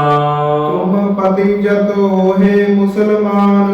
ਹੋ ਸਕਦਾ ਕਿ ਤੁਸੀਂ ਮੁਸਲਮਾਨਾਂ ਦੇ ਉੱਤੇ ਪਤੀਜਦੇ ਹੋਵੋ, ਖੁਸ਼ ਹੁੰਦੇ ਹੋਵੋ, ਕਿਉਂਕਿ ਉਹ ਤੁਹਾਡੀ ਆਗਿਆ ਮੰਨਦੇ ਨੇ, ਰਾਜ ਭਾਗ ਤੁਹਾਡਾ ਹੈ ਤੇ ਸਾਰਾ ਕੁਝ ਤੁਸੀਂ ਆਪਣੇ ਹਿਸਾਬ ਦੇ ਨਾਲ ਚਲਾਉਂਦੇ ਹੋ, ਤੇ ਮੈਨੂੰ ਇਉਂ ਲੱਗਦਾ ਵੀ ਤੁਸੀਂ ਇਹਨਾਂ ਦੀ ਗੱਲ ਜ਼ਿਆਦਾ ਮੰਨਦੇ ਹੋਵੋਗੇ। ਤੁਰਕਨ ਹਿੰਦੂਨ ਬੈਰ ਹੈ ਆਦ। ਪਰ ਸੱਚ ਤਾਂ ਇਹ ਹੈ ਵੀ ਤੁਰਕ ਤੇ ਹਿੰਦੂਆਂ ਦਾ ਆਪਸ ਵਿੱਚ ਜਿਹੜਾ ਵੈਰ ਹੈ ਨਾ, ਇਹ ਆਦ ਤੋਂ ਮੁੱਢ ਤੋਂ ਹੀ ਚੱਲਿਆ ਆਉਂਦਾ ਹੈ। ਕਹਾ ਕਹੀ ਕਰ ਰੱਖੈ ਬਾਦ। ਇਹ ਆਪਸ ਦੇ ਵਿੱਚ ਲੜਾਈ ਕਰਦੇ ਰਹਿੰਦੇ ਨੇ, ਇੱਕ ਦੂਜੇ ਨਾਲ ਝਗੜਾ ਕਰਦੇ ਨੇ, ਖਹਿੰਦੇ ਹਨ। ਹਿੰਦੂਨ ਕੀ ਤੁਰਕ ਕੋਟੀ ਕਹੈ। ਕਹਿੰਦੇ ਜਿਹੜੇ ਤੁਰਕ ਨੇ ਉਹ ਹਿੰਦੂਆਂ ਦੇ ਬਾਰੇ ਮਾੜਾ ਬੋਲਦੇ ਨੇ, ਖੋਟੀਆਂ ਗੱਲਾਂ ਕਰਦੇ ਨੇ, ਉਹਨਾਂ ਨੂੰ ਨੀਵਾਂ ਦਿਖਾਉਂਦੇ ਹਨ। ਹਿੰਦੂ ਤੁਰਕਨ ਨਿੰਦਤ ਰਹੈ। ਤੇ ਜਿਹੜੇ ਹਿੰਦੂ ਨੇ ਉਹ ਆਪਣੇ ਸੁਭਾਅ ਦੇ ਮੁਤਾਬਕ ਉਹ ਤੁਰਕਾਂ ਦੀ ਨਿੰਦਿਆ ਕਰਦੇ ਰਹਿੰਦੇ ਨੇ ਵੀ ਇਹ ਮਾੜੇ ਹਨ। ਤਬ ਮਾਲੀ ਕਪਤਾਨ ਬਖਾਨੀ। ਉਸ ਵਕਤ ਕੈਪਟਨ ਮਰੀ ਨੇ ਇਹ ਬਚਨ ਕਹੇ ਹਨ। ਹਮ ਅੰਗਰੇਜ਼ ਹੈ ਚਤੁਰਕਸ ਗਿਆਨੀ। ਮਰੀ ਕਹਿਣ ਲੱਗਾ, ਆਖਦਾ ਭਾਈ ਰਤਨ ਸਿੰਘ ਕਿ ਅਸੀਂ ਜਿਹੜੇ ਅੰਗਰੇਜ਼ ਲੋਕ ਆ ਨਾ, ਬੜੇ ਚਤਰ ਗਿਆਨੀ ਹੁੰਦੇ ਆ। ਭਾਵੇਂ ਅਸੀਂ ਉਹਨਾਂ ਦੀ ਗੱਲ ਮੰਨ ਲੈਂਦੇ ਆ, ਪਰ ਇਹਦਾ ਮਤਲਬ ਇਹ ਨਹੀਂ ਕਿ ਉਹ ਜੋ ਕਹਿਣਗੇ ਕਿ ਅਸੀਂ ਉਹਦੇ ਤੇ ਵਿਸ਼ਵਾਸ ਹੀ ਕਰ ਲਵਾਂਗੇ। ਸਾਚ ਝੂਠ ਹਮ ਖੂਬ ਵਿਚਾਰ ਹੈ। ਸੱਚ ਤੇ ਝੂਠ ਨਾ ਅਸੀਂ ਚੰਗੀ ਤਰ੍ਹਾਂ ਵਿਚਾਰਦੇ ਹਾਂ, ਖੂਬ ਵਿਚਾਰਦੇ ਹਾਂ। ਦੂਧ ਨੀਰ ਜਿਮ ਹੰਸ ਨਿਹਾਰੈ। ਦੁੱਧ ਤੇ ਪਾਣੀ ਜਿਹੜਾ, ਜਿਵੇਂ ਦੁੱਧ ਦੇ ਵਿੱਚ ਪਾਣੀ ਪਾ ਕੇ ਰੱਖ ਦਿਓ ਤੇ ਹੰਸ ਚੁੰਝ ਪਾਉਂਦਾ ਹੈ ਤੇ ਦੁੱਧ ਜੰਮ ਜਾਂਦਾ ਹੈ, ਪਾਣੀ ਵੱਖਰਾ ਦੁੱਧ ਵੱਖਰਾ ਹੋ ਜਾਂਦਾ ਹੈ। ਉਹ ਦੁੱਧ ਨੂੰ ਨਿਆਰਾ ਕਰਕੇ ਤੇ ਦੁੱਧ ਜਿਹੜਾ ਹੁੰਦਾ ਉਹ ਸਾਰਾ ਛੱਕ ਜਾਂਦਾ ਹੈ ਤੇ ਪਾਣੀ ਵੱਖਰਾ ਰਹਿ ਜਾਂਦਾ ਹੈ। ਇਸ ਤਰ੍ਹਾਂ ਅਸੀਂ ਵੀ ਸੱਚ ਤੇ ਝੂਠ ਦਾ ਨਿਤਾਰਾ ਕਰ ਲੈਂਦੇ ਹਾਂ। ਬੇਸ਼ੱਕ ਲਿਖਾਵੋ ਸੱਚ ਹਮ ਪਾਹੇ। ਇਸ ਕਰਕੇ ਬੇਸ਼ੱਕ ਜਿਹੜਾ ਸੱਚ ਹੈ ਉਹ ਆਪ ਸਾਨੂੰ ਲਿਖਾ ਦਿਓ। ਝੂਠ ਹੋਏ ਹਮ ਲਿਖੇ ਨ ਵਾਹੇ। ਜਿਹੜਾ ਝੂਠ ਹੈ ਉਹ ਨਹੀਂ ਅਸੀਂ ਲਿਖਦੇ, ਅਸੀਂ ਸੱਚ ਹੀ ਲਿਖਾਂਗੇ, ਝੂਠ ਤੇ ਸੱਚ ਦਾ ਨਿਤਾਰਾ ਕਰਕੇ। ਅੰਗਰੇਜ਼ ਲੋਕ ਜੇ ਪਰ ਭੂਮ ਜਾਵਤ। ਮਰੀ ਕਹਿੰਦਾ ਵੀ ਜਿਹੜੇ ਅੰਗਰੇਜ਼ ਲੋਕ ਨੇ ਉਹ ਜਦੋਂ ਕਿਸੇ ਵੀ ਪਰਾਈ ਭੂਮੀ ਤੇ ਜਾਂਦੇ ਨੇ, ਭਾਵ ਆਪਣਾ ਦੇਸ਼ ਛੱਡ ਕੇ ਜਦੋਂ ਕਿਸੇ ਵੀ ਦੂਸਰੇ ਦੇਸ਼ ਵਿੱਚ ਜਾਂਦੇ ਹਨ, ਤਿਸੈ ਹਵਾਰ ਸਭੇ ਲਿਖ ਲਿਆਵਤ। ਉਦੋਂ ਦਾ ਸਾਰਾ ਹਵਾਰ ਇਤਿਹਾਸ ਜਿਹੜਾ ਉਹ ਲਿਖ ਕੇ ਲੈ ਕੇ ਆਉਂਦੇ ਨੇ ਵੀ ਇੱਥੋਂ ਦੇ ਰਹਿਣ ਵਾਲੇ ਲੋਕਾਂ ਦਾ ਪਿਛੋਕੜ ਕੀ ਹੈ, ਇਹ ਲੋਕ ਕੌਣ ਨੇ, ਕਿੱਥੋਂ ਪੈਦਾ ਹੋਏ ਨੇ, ਕਿਵੇਂ ਪ੍ਰਗਟ ਹੋਏ ਨੇ, ਇਹਨਾਂ ਦੀ ਦੇਣ ਕੀ ਹੈ ਸਮਾਜ ਸੰਸਾਰ ਨੂੰ, ਇਹ ਕਰਦੇ ਕੀ ਨੇ। ਅਸੀਂ ਜਿੱਥੇ ਵੀ ਜਾਂਦੇ ਹਾਂ ਉੱਥੋਂ ਦਾ ਇਤਿਹਾਸ ਲਿਖ ਕੇ ਲੈ ਕੇ ਆਉਂਦੇ ਹਾਂ। ਗਉ ਹੋਤ ਹੈ ਸਾਚ ਸਭ ਖਾਸ। ਉਸ ਸਾਰੇ ਹਵਾਲੇ ਦੇ ਵਿੱਚ ਜਿਹੜਾ ਸਭ ਤੋਂ ਕਹਿੰਦੇ ਖਾਸ ਸੱਚ ਹੁੰਦਾ ਹੈ, ਸੋ ਪਜਾਇਤ ਪਤ ਲੰਦਨ ਪਾਸ। ਉਹ ਜਿਹੜਾ ਸੱਚ ਨਾ ਫਿਰ ਅਸੀਂ ਲੰਦਨ ਦੇ ਵਿੱਚ, ਇੰਗਲੈਂਡ ਦੇ ਵਿੱਚ ਉੱਥੋਂ ਦੇ ਰਾਜੇ ਕੋਲ ਭੇਜ ਦਿੰਦੇ ਆ। ਹੁਣ ਸਾਰੀ ਹਿਸਟਰੀ ਹਿੰਦੁਸਤਾਨ ਦੀ, ਨਾਦਰ ਕੀ, ਅਬਦਾਲੀ ਕੀ, ਤੈਮੂਰ ਕੀ, ਜਹਾਨ ਖਾਨ ਕੀ, ਬੜੇ ਸਨ। ਇਹਨਾਂ ਸਾਰਿਆਂ ਦੇ ਵਿੱਚੋਂ ਖਾਸ ਇਤਿਹਾਸ ਕਿਹੜਾ ਸੀ? ਸਿੰਘਾਂ ਦਾ। ਉਹਨੇ ਕਿਹਾ ਵੀ ਜਿੱਥੇ ਜਾਂਦੇ ਆ ਸਭ ਉੱਥੋਂ ਦਾ ਇਤਿਹਾਸ ਲਿਖ ਲੈਂਦੇ ਆ, ਪਰ ਜਿਹੜੀ ਖਾਸ ਗੱਲ ਹੁੰਦੀ ਉਹੀ ਲੰਡਨ ਭੇਜੀ ਜਾਂਦੀ ਹੈ। ਇਸ ਕਰਕੇ ਸਿੰਘਾਂ ਦੀ ਜਿਹੜੀ ਖਾਸ ਗੱਲ ਹੈ ਉਹ ਅਸੀਂ ਲੰਡਨ ਭੇਜਣਾ ਚਾਹੁੰਦੇ ਹਾਂ। ਦੋਹਰਾ ਤੋ ਮਾਲੀ ਨੇ ਹਮ ਕਯੋ ਇਤਨੀ ਬਾਤ ਬਤਾਓ। ਫਿਰ ਉੱਥੇ ਕੈਪਟਨ ਮਰੀ ਭਾਈ ਰਤਨ ਸਿੰਘ ਜੀ ਨੂੰ ਕਹਿਣ ਲੱਗਾ ਕਿ हे ਰਤਨ ਸਿੰਘ ਜੀ, ਮੈਨੂੰ ਇੰਨੀ ਕੁ ਗੱਲ ਦੱਸ ਦਿਓ। ਸਿੰਘਨ ਪਾਇਓ ਰਾਜ ਕਿਮ ਉਹ ਦਿਨੋ ਕਿਨ ਪਾਤਸ਼ਾਹੋ। ਸਿੰਘਾਂ ਨੇ ਰਾਜ ਕਿਵੇਂ ਪ੍ਰਾਪਤ ਕੀਤਾ? ਇਸ ਗ੍ਰੰਥ ਦੀ ਸਾਰੀ ਜਿਹੜੀ ਵਿਆਖਿਆ ਹੈ ਉਹ ਇਸੇ ਹੀ ਪੰਕਤੀਆਂ ਦੀ ਵਿਆਖਿਆ ਕਰਦੀ ਹੈ। ਸਾਰਾ ਗ੍ਰੰਥ ਇਸੇ ਹੀ ਪੰਕਤੀਆਂ ਦੇ ਦੁਆਲੇ ਪ੍ਰਕਰਮਾਂ ਕਰਦਾ ਹੈ। ਸਿੰਘਨ ਪਾਇਓ ਰਾਜ ਕਿਮ, ਸਿੰਘਾਂ ਨੇ ਰਾਜ ਕਿਵੇਂ ਪ੍ਰਾਪਤ ਕੀਤਾ ਹੈ ਕਿ ਉਹ ਦਿਨੋਂ ਕਿਨ ਪਾਤਸ਼ਾਹੋ, ਤੇ ਸਿੰਘਾਂ ਨੂੰ ਪਾਤਸ਼ਾਹੀ ਕਿਹਨੇ ਦਿੱਤੀ ਹੈ, ਭਾਵ ਕਿ ਕਿਹੜੇ ਪਾਤਸ਼ਾਹ ਨੇ ਇਹਨਾਂ ਨੂੰ ਅੱਗੇ ਬਾਦਸ਼ਾਹੀ ਬਖਸ਼ੀ ਹੈ, ਇਹ ਰਾਜ ਕਿਵੇਂ ਇਹਨਾਂ ਨੇ ਪ੍ਰਾਪਤ ਕਰ ਲਿਆ। ਚੋਪਈ ਤਿਸੈ ਬਾਤ ਮੈਂ ਐਸੇ ਕਹੀ। ਕੈਪਟਨ ਮਰੀ ਦੇ ਬਚਨ ਸੁਣ ਕੇ ਭਾਈ ਸਾਹਿਬ ਕਹਿੰਦੇ ਉਹਨਾਂ ਨੂੰ ਮੈਂ ਜਵਾਬ ਦਿੱਤਾ ਹੈ। ਸਿੰਘਨ ਪਾਤਸ਼ਾਹੀ ਸਾਇ ਸਚ ਦਈ। ਆਖਿਆ ਕਿ ਸਿੰਘਾਂ ਨੂੰ ਸੱਚੇ ਪਾਤਸ਼ਾਹ ਨੇ ਪਾਤਸ਼ਾਹੀ ਦਿੱਤੀ ਹੈ। ਇਹ ਦੁਨਿਆਵੀ ਜਿਹੜੇ ਕੂੜੇ ਰਾਜੇ ਨੇ ਇਹਨਾਂ ਕੋਲੋਂ ਥੋੜਾ ਇਹਨਾਂ ਨੂੰ ਪਾਤਸ਼ਾਹੀ ਮਿਲੀ ਹੈ। ਇਹਨਾਂ ਨੂੰ ਸੱਚੇ ਪਾਤਸ਼ਾਹ ਨੇ ਰਾਜ ਭਾਗ ਜਿਹੜਾ ਹੈ ਉਹ ਬਖਸ਼ਿਸ਼ ਕੀਤਾ ਹੈ। ਰਾਜਨ ਕੇ ਰਾਜਾ महाराज 10वें पातशाह जी फरमान करते हैं, महाराजन के महाराजा, राजन के राजा, महाराजन के महाराजा, ऐसो राज छोड़े और दूजा कौन ते आई है। राजियां दे राजे, महाराजियां दे महाराजे अकाल पुरख सच्चे पातशाह गुरु नानक साहब जी ने कृपा करके इस पंथ नूं राज भाग जेड़ा वो बख्शिश कीता है। मरी कयो सा सच्चो कोई, मरी कहन लगा कि वो केड़ा सच्चा पातशाह है जेदा जिक्र तुसी भी करदे हो। असा कयो शाह नानक जोए, वो कहन लगे भी शाह नानक जी होए ने, भाव गुरु नानक साहब जी वो पातशाह होए ने जिन्हां ने राज भाग जेड़ा वो खालसे पंथ नूं बख्शिश कीता है। मरी कहो पयो नानक फकीर, मरी कहन लगा मैं तां ये सुनिया भी नानक जी फकीर सन, वो साधु सन, फकीरां वाले लिबास विच रहिंदे सन। उन शाही की क्या तदबीर, जेड़ी बादशाही है ओदा तौर तरीका उन्हां नूं किवें पता होएगा। वो तो आप फकीर सन, उन्हां कोल अपने कोल राज भाग किथे सी भी जेड़ा अपने सेवकां नूं अगे राज भाग बख्शिश कर देंदे। हमें कयो वह साहिल शाह, भाई साहब जी कहंदे कि ਉਹ ਤੁਹਾਡੀ ਨਿਗਾਹ 'ਚ ਫਕੀਰ ਹੋਣਗੇ ਕਿਉਂਕਿ ਤੁਹਾਡੀ ਦ੍ਰਿਸ਼ਟੀ ਉਹਨਾਂ ਦੀ ਹੈ, ਪਰ ਸਾਡੀ ਨਿਗਾਹ ਦੇ ਵਿੱਚ ਉਹ ਸ਼ਹਿਨशाਹਾਂ ਦੇ ਵੀ ਸ਼ਹਿਨशाह ਹਨ। ਤੇ ਭਾਈ ਸਾਹਿਬ ਭਾਈ ਗੁਰਦਾਸ ਜੀ ਪਤਾ ਕੀ ਲਿਖਦੇ ਨੇ, ਕੋਟ ਬ੍ਰਹਮੰਡ ਕੋ रोम रोम कोट ब्रह्मंड को निवास जास मान सौपार धार दर्श दिखाए हैं, ਜਿਹਦੇ ਇੱਕ ਰੋਮ ਦੇ ਵਿੱਚ ਕਰੋੜਾਂ ਬ੍ਰਹਮਾਂਡ ਵਸਦੇ ਨੇ। ਉਸ ਗੁਰੂ ਨਾਨਕ ਸਾਹਿਬ ਸੱਚੇ ਪਾਤਸ਼ਾਹ ਜੀ ਦੇ ਰੂਪ ਵਿੱਚ ਉਹ ਅਕਾਲ ਪੁਰਖ ਨੇ ਆ ਕੇ ਸਾਨੂੰ ਦਰਸ਼ਨ ਬਖਸ਼ਿਸ਼ ਕੀਤੇ ਨੇ। ਜਿਸ ਪ੍ਰਮਾਤਮਾ ਦੇ ਇੱਕ ਇੱਕ ਰੋਮ 'ਚ ਕਰੋੜਾਂ ਬ੍ਰਹਮਾਂਡ ਵਸਦੇ ਨੇ, ਗੁਰੂ ਨਾਨਕ ਸਾਹਿਬ ਦੇ ਰੂਪ ਵਿੱਚ ਮਾਤ ਲੋਕ ਦੀ ਧਰਤੀ ਤੇ ਆਏ, ਜਿਨ੍ਹਾਂ ਨੇ ਆ ਕੇ ਮਨੁੱਖਤਾ ਨੂੰ ਇਹ ਦਰਸ਼ਨ ਦਿਦਾਰ ਬਖਸ਼ਿਸ਼ ਕੀਤੇ ਨੇ। ਕੋਟ ਬ੍ਰਹਮੰਡ ਕੋ ਠਾਕੁਰ ਸੁਆਮੀ ਸਰਬ ਜੀਆ ਕਾ ਦਾਤਾ ਰੇ, ਉਹ ਕਰੋੜਾਂ ਬ੍ਰਹਮੰਡਾਂ ਦੇ ਮਾਲਕ ਨੇ, ਉਹ ਤਾਂ ਬਾਦਸ਼ਾਹ ਦੇ ਵੀ ਬਾਦਸ਼ਾਹ ਹਨ। ਦੀਨ ਦੁਨੀ ਸੱਚੋ ਪਾਤਸ਼ਾਹੇ, ਦੀਨ ਤੇ ਦੁਨੀ ਦੇ ਸੱਚੇ ਬਾਦਸ਼ਾਹ ਨੇ।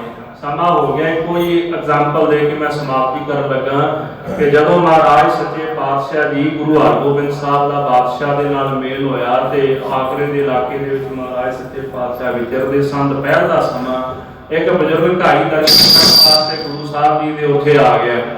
ਦਰਸ਼ਨ ਕਰਨ ਵਾਸਤੇ ਆਇਆ ਤੇ ਆ ਕੇ ਉਹਨੇ ਪੁੱਛਿਆ ਵੀ ਮਹਾਰਾਜ ਕਿੱਧਰ ਗਏ ਨੇ। ਕਿਸੇ ਦੱਸਿਆ ਵੀ ਇੱਧਰ ਮਹਾਰਾਜ ਸ਼ਿਕਾਰ ਖੇਡਣ ਗਏ। ਦੁਪਹਿਰੇ ਦਾ ਸਮਾਂ ਸੀ, ਧੁੱਪ ਪੈਂਦੀ ਸੀ ਤੇ ਗੁਰੂ ਸਾਹਿਬ ਨੇ ਆਸਣ ਲਾਇਆ, ਡੇਰਾ ਲਾ ਲਿਆ ਤੇ ਪਹਿਲਾਂ ਜਿਹੜਾ ਡੇਰਾ ਸੀ ਉਹ ਬਾਦਸ਼ਾਹ ਦਾ ਲੱਗਿਆ ਸੀ। ਤੇ ਜਦੋਂ ਉੱਥੇ ਉਹ ਪਹੁੰਚਿਆ ਨਾ ਤੇ ਉਹਨੂੰ ਹਲੇ ਗੁਰੂ ਸਾਹਿਬ ਦੀ ਪਛਾਣ ਕੋਈ ਨਹੀਂ ਸੀ। ਇਤਿਹਾਸਕਾਰ ਲਿਖਦੇ ਨੇ ਕਿ ਉੱਥੇ ਜਾ ਕੇ ਜਿਹੜੇ ਉਥੋਂ ਦੇ ਦਰਬਾਰ ਸਨ ਬਾਦਸ਼ਾਹ ਦੇ ਵੀ ਆ ਕੇ ਸੱਚੇ ਪਾਤਸ਼ਾਹ ਦੇ ਦਰਸ਼ਨ ਕਰਨੇ ਨੇ। ਤੇ ਉਹ ਕਹਿੰਦੇ ਵੀ ਆਹ ਸਾਹਮਣੇ ਦਰਬਾਰ ਲੱਗਿਆ ਹੋਇਆ, ਵੀ ਜਾ ਦਰਸ਼ਨ ਕਰ ਲੈ। ਅੰਦਰ ਗਿਆ, ਉਹਨੇ ਟਕਾ ਰੱਖਿਆ, ਮੱਥਾ ਟੇਕਿਆ, ਆਖਿਆ ਵੀ ਸੱਚੇ ਪਾਤਸ਼ਾਹ ਕਿਰਪਾ ਕਰੋ। ਬਾਦਸ਼ਾਹ ਜਹਾਂਗੀਰ ਕਹਿਣ ਲੱਗਾ ਵੀ ਕੀ ਚਾਹੀਦਾ ਹੈ। ਕਹਿੰਦੇ ਜੀ ਬਸ ਹੀ ਮੁਕਤੀ ਬਖਸ਼ ਦਿਓ, ਪਰ ਲੋਕ ਸਹੇਲਾ ਕਰ ਦਿਓ। ਉਹ ਕਹਿੰਦਾ ਵੀ ਇਹ ਨਹੀਂ ਮੇਰੇ ਕੋਲ ਹੈ, ਆਪ ਮੈਨੂੰ ਮਾਇਆ ਚਾਹੀਦੀ ਹੈ, ਪਦਾਰਥ ਚਾਹੀਦੇ ਨੇ, ਖਜ਼ਾਨੇ ਚਾਹੀਦੇ, ਉਹ ਭਾਵੇਂ ਲੈ ਜਾ, ਪਰ ਜਿਹੜੀ ਆਹ ਚੀਜ਼ ਮੰਗਦਾ ਇਹ ਅੱਗੇ ਹੈ, ਇਹ ਉੱਥੋਂ ਮਿਲਣੀ ਹੈ ਚੱਲ ਕੇ। ਉਹਨੇ ਕਹਿੰਦੇ ਮੈਂ ਤੁਹਾਡੇ ਤੋਂ ਫਿਰ ਕੀ ਲੈਣਾ। ਉਹ ਟਕਾ ਵੀ ਚੁੱਕ ਲਿਆ, ਘਾਹ ਵੇਚ ਕੇ ਆਇਆ ਸੀ, ਉਹ ਟਕਾ ਵੀ ਲੈ ਲਿਆ ਤੇ ਟਕਾ ਲੈ ਕੇ ਗੁਰੂ ਹਰਗੋਬਿੰਦ ਸਾਹਿਬ ਦੇ ਦਰਬਾਰ ਵਿੱਚ ਪਹੁੰਚਿਆ ਤੇ ਟਕਾ ਰੱਖ ਕੇ ਨਮਸਕਾਰ ਕੀਤੀ। ਮਹਾਰਾਜ ਕਿਰਪਾ ਕਰੋ, ਮਿਹਰਮਤ ਕਰੋ ਮੇਰੇ ਤੇ, ਲੋਕ ਸੁਖੀਏ ਪਰ ਲੋਕ ਸੁਹੇਲੇ, ਨਾਨਕ ਹਰ ਪ੍ਰਭ ਆਪਹਿ ਮੇਲੇ, ਮੇਰਾ ਲੋਕ ਤੇ ਪਰਲੋਕ ਸਵਾਰ ਦਿਓ। ਤੇ ਗੁਰੂ ਹਰਗੋਬਿੰਦ ਸਾਹਿਬ ਸੱਚੇ ਪਾਤਸ਼ਾਹ ਜੀ ਕਹਿੰਦੇ ਨੇ ਸਿੱਖਾਂ ਰਹਿੰਦੇ ਸਵਾਸਾਂ ਤੱਕ ਸਤਨਾਮ ਵਾਹਿਗੁਰੂ ਜਪਦਾ ਰਹੀ, ਤੇਰਾ ਲੋਕ ਵੀ ਸੁਧਰਿਆ ਤੇ ਤੇਰਾ ਪਰਲੋਕ ਵੀ ਸੁਧਰਿਆ। ਇਹ ਹੁੰਦਾ ਸੱਚੇ ਪਾਤਸ਼ਾਹ। ਕਿਉਂ? ਜਹਾਂਗੀਰ ਨੇ ਗੱਲ ਕਹੀ ਸੀ ਬਾਦਸ਼ਾਹ ਤਾਂ ਮੈਂ ਆ, ਤੁਹਾਨੂੰ ਲੋਕ ਸੱਚੇ ਪਾਤਸ਼ਾਹ ਕਿਉਂ ਕਹਿੰਦੇ ਨੇ? ਸਵਾਲ ਇਹ ਸੀਗਾ ਕਿਉਂਕਿ ਗੁਰੂ ਸਾਹਿਬ ਜਦੋਂ ਸ਼ਿਕਾਰ ਖੇਡਣ ਜਾਂਦੇ ਸਨ ਤੇ ਉਹਨੇ ਕਿਹਾ ਮਹਾਰਾਜ ਬਾਦਸ਼ਾਹ ਤਾਂ ਮੈਂ ਆ, ਪਰ ਲੋਕ ਸੱਚੇ ਪਾਤਸ਼ਾਹ ਤੁਹਾਨੂੰ ਕਹਿੰਦੇ। ਗੁਰੂ ਸਾਹਿਬ ਕਹਿੰਦੇ ਵੀ ਅਸੀਂ ਥੋੜਾ ਕਹਿੰਦੇ ਆ ਵੀ ਸਾਨੂੰ ਸੱਚੇ ਪਾਤਸ਼ਾਹ ਕਹੋ। ਤੇ ਸਤਿਗੁਰੂ ਸੱਚੇ ਪਾਤਸ਼ਾਹ ਮਹਾਰਾਜ ਦੇ ਬਚਨਾਂ ਤੇ ਭਰੋਸਾ ਨਹੀਂ ਸੀ ਉਹਨੂੰ, ਪਰ ਉੱਥੇ ਉਹ ਸੱਚ ਕਰਕੇ ਵਿਖਾਇਆ। ਮਹਾਰਾਜ ਨੇ ਇੱਕ ਘਾਹ ਵੇਚਣ ਵਾਲਾ ਬਜ਼ੁਰਗ ਘਾਈ ਨੇ ਹੀ ਸਾਬਤ ਕਰ ਦਿੱਤਾ ਕਿ ਗੁਰੂ ਹਰਗੋਬਿੰਦ ਸਾਹਿਬ ਨੂੰ ਸੱਚੇ ਪਾਤਸ਼ਾਹ ਕਿਉਂ ਕਿਹਾ ਜਾਂਦਾ ਹੈ। ਇਸ ਕਰਕੇ ਬਾਕੀ ਤਾਂ ਦੁਨੀਆ ਦੇ ਬਾਦਸ਼ਾਹ ਹੋਣਗੇ ਝੂਠੇ, ਪਰ ਸੱਚੇ ਪਾਤਸ਼ਾਹ ਜਿਹੜੇ ਨੇ ਉਹ ਲੋਕ ਤੇ ਪਰਲੋਕ ਜਿਹੜਾ ਸਿੱਖਾਂ ਦਾ ਉਸੇਲਾ ਕਰ ਦਿੰਦੇ ਨੇ। ਬੜੀ ਰੋਚਕ ਤੇ ਸੁੰਦਰ ਜਿਹੜੀ ਕਥਾ ਹੈ। ਅੱਗੇ ਗੁਰੂ ਨਾਨਕ ਸਾਹਿਬ ਜੀ ਦੇ ਪ੍ਰਕਾਸ਼ ਪੁਰਬ ਤੋਂ ਕਥਾ ਆਰੰਭ ਹੋਏਗੀ, ਆਪਾਂ ਕੱਲ ਦੇ ਦੀਵਾਨ ਵਿੱਚ ਸਰਵਣ ਕਰਾਂਗੇ, ਜਿਹਦੇ ਵਿੱਚ ਭਾਈ ਸਾਹਿਬ ਜੀ ਨੇ ਸੰਖੇਪ ਵਿੱਚ ਜ਼ਿਕਰ ਕੀਤਾ ਤੇ ਕੈਪਟਨ ਮਰੀ ਨੂੰ ਦੱਸਿਆ ਵੀ ਅਸਲ 'ਚ ਗੁਰੂ ਨਾਨਕ ਸਾਹਿਬ ਕੌਣ ਸਨ। ਤੂੰ ਫਕੀਰ ਆਖਿਆ, ਉਹ ਫਕੀਰ ਨਹੀਂ ਸਨ, ਉਹ ਸੱਚੇ ਪਾਤਸ਼ਾਹ ਸ਼ਹਿਨਸ਼ਾਹਾਂ ਦੇ ਵੀ ਸ਼ਹਿਨਸ਼ਾਹ ਸਨ, ਜਿਨ੍ਹਾਂ ਨੇ ਆਪਣੇ ਫਕੀਰੀ ਲਿਬਾਸ ਵਿੱਚ ਰਹਿੰਦੇ ਹੋਇਆਂ ਵੀ ਆਪਣੇ ਪੰਥ ਨੂੰ ਏਡੀ ਵੱਡੀ ਪਾਤਸ਼ਾਹੀ ਬਖਸ਼ਿਸ਼ ਕੀਤੀ ਹੈ। ਭੁੱਲਾਂ ਚੁੱਕਾਂ ਦੀ ਖਿਮਾ ਕਰਨੀ ਸਮੇਂ ਦੀ ਸਮਾਪਤੀ ਹੈ। ਰਹਿੰਦੀਆਂ ਵਿਚਾਰਾਂ ਆਪਾਂ ਕੱਲ ਦੇ ਦੀਵਾਨਾਂ ਵਿੱਚ ਸਰਵਣ ਕਰਾਂਗੇ।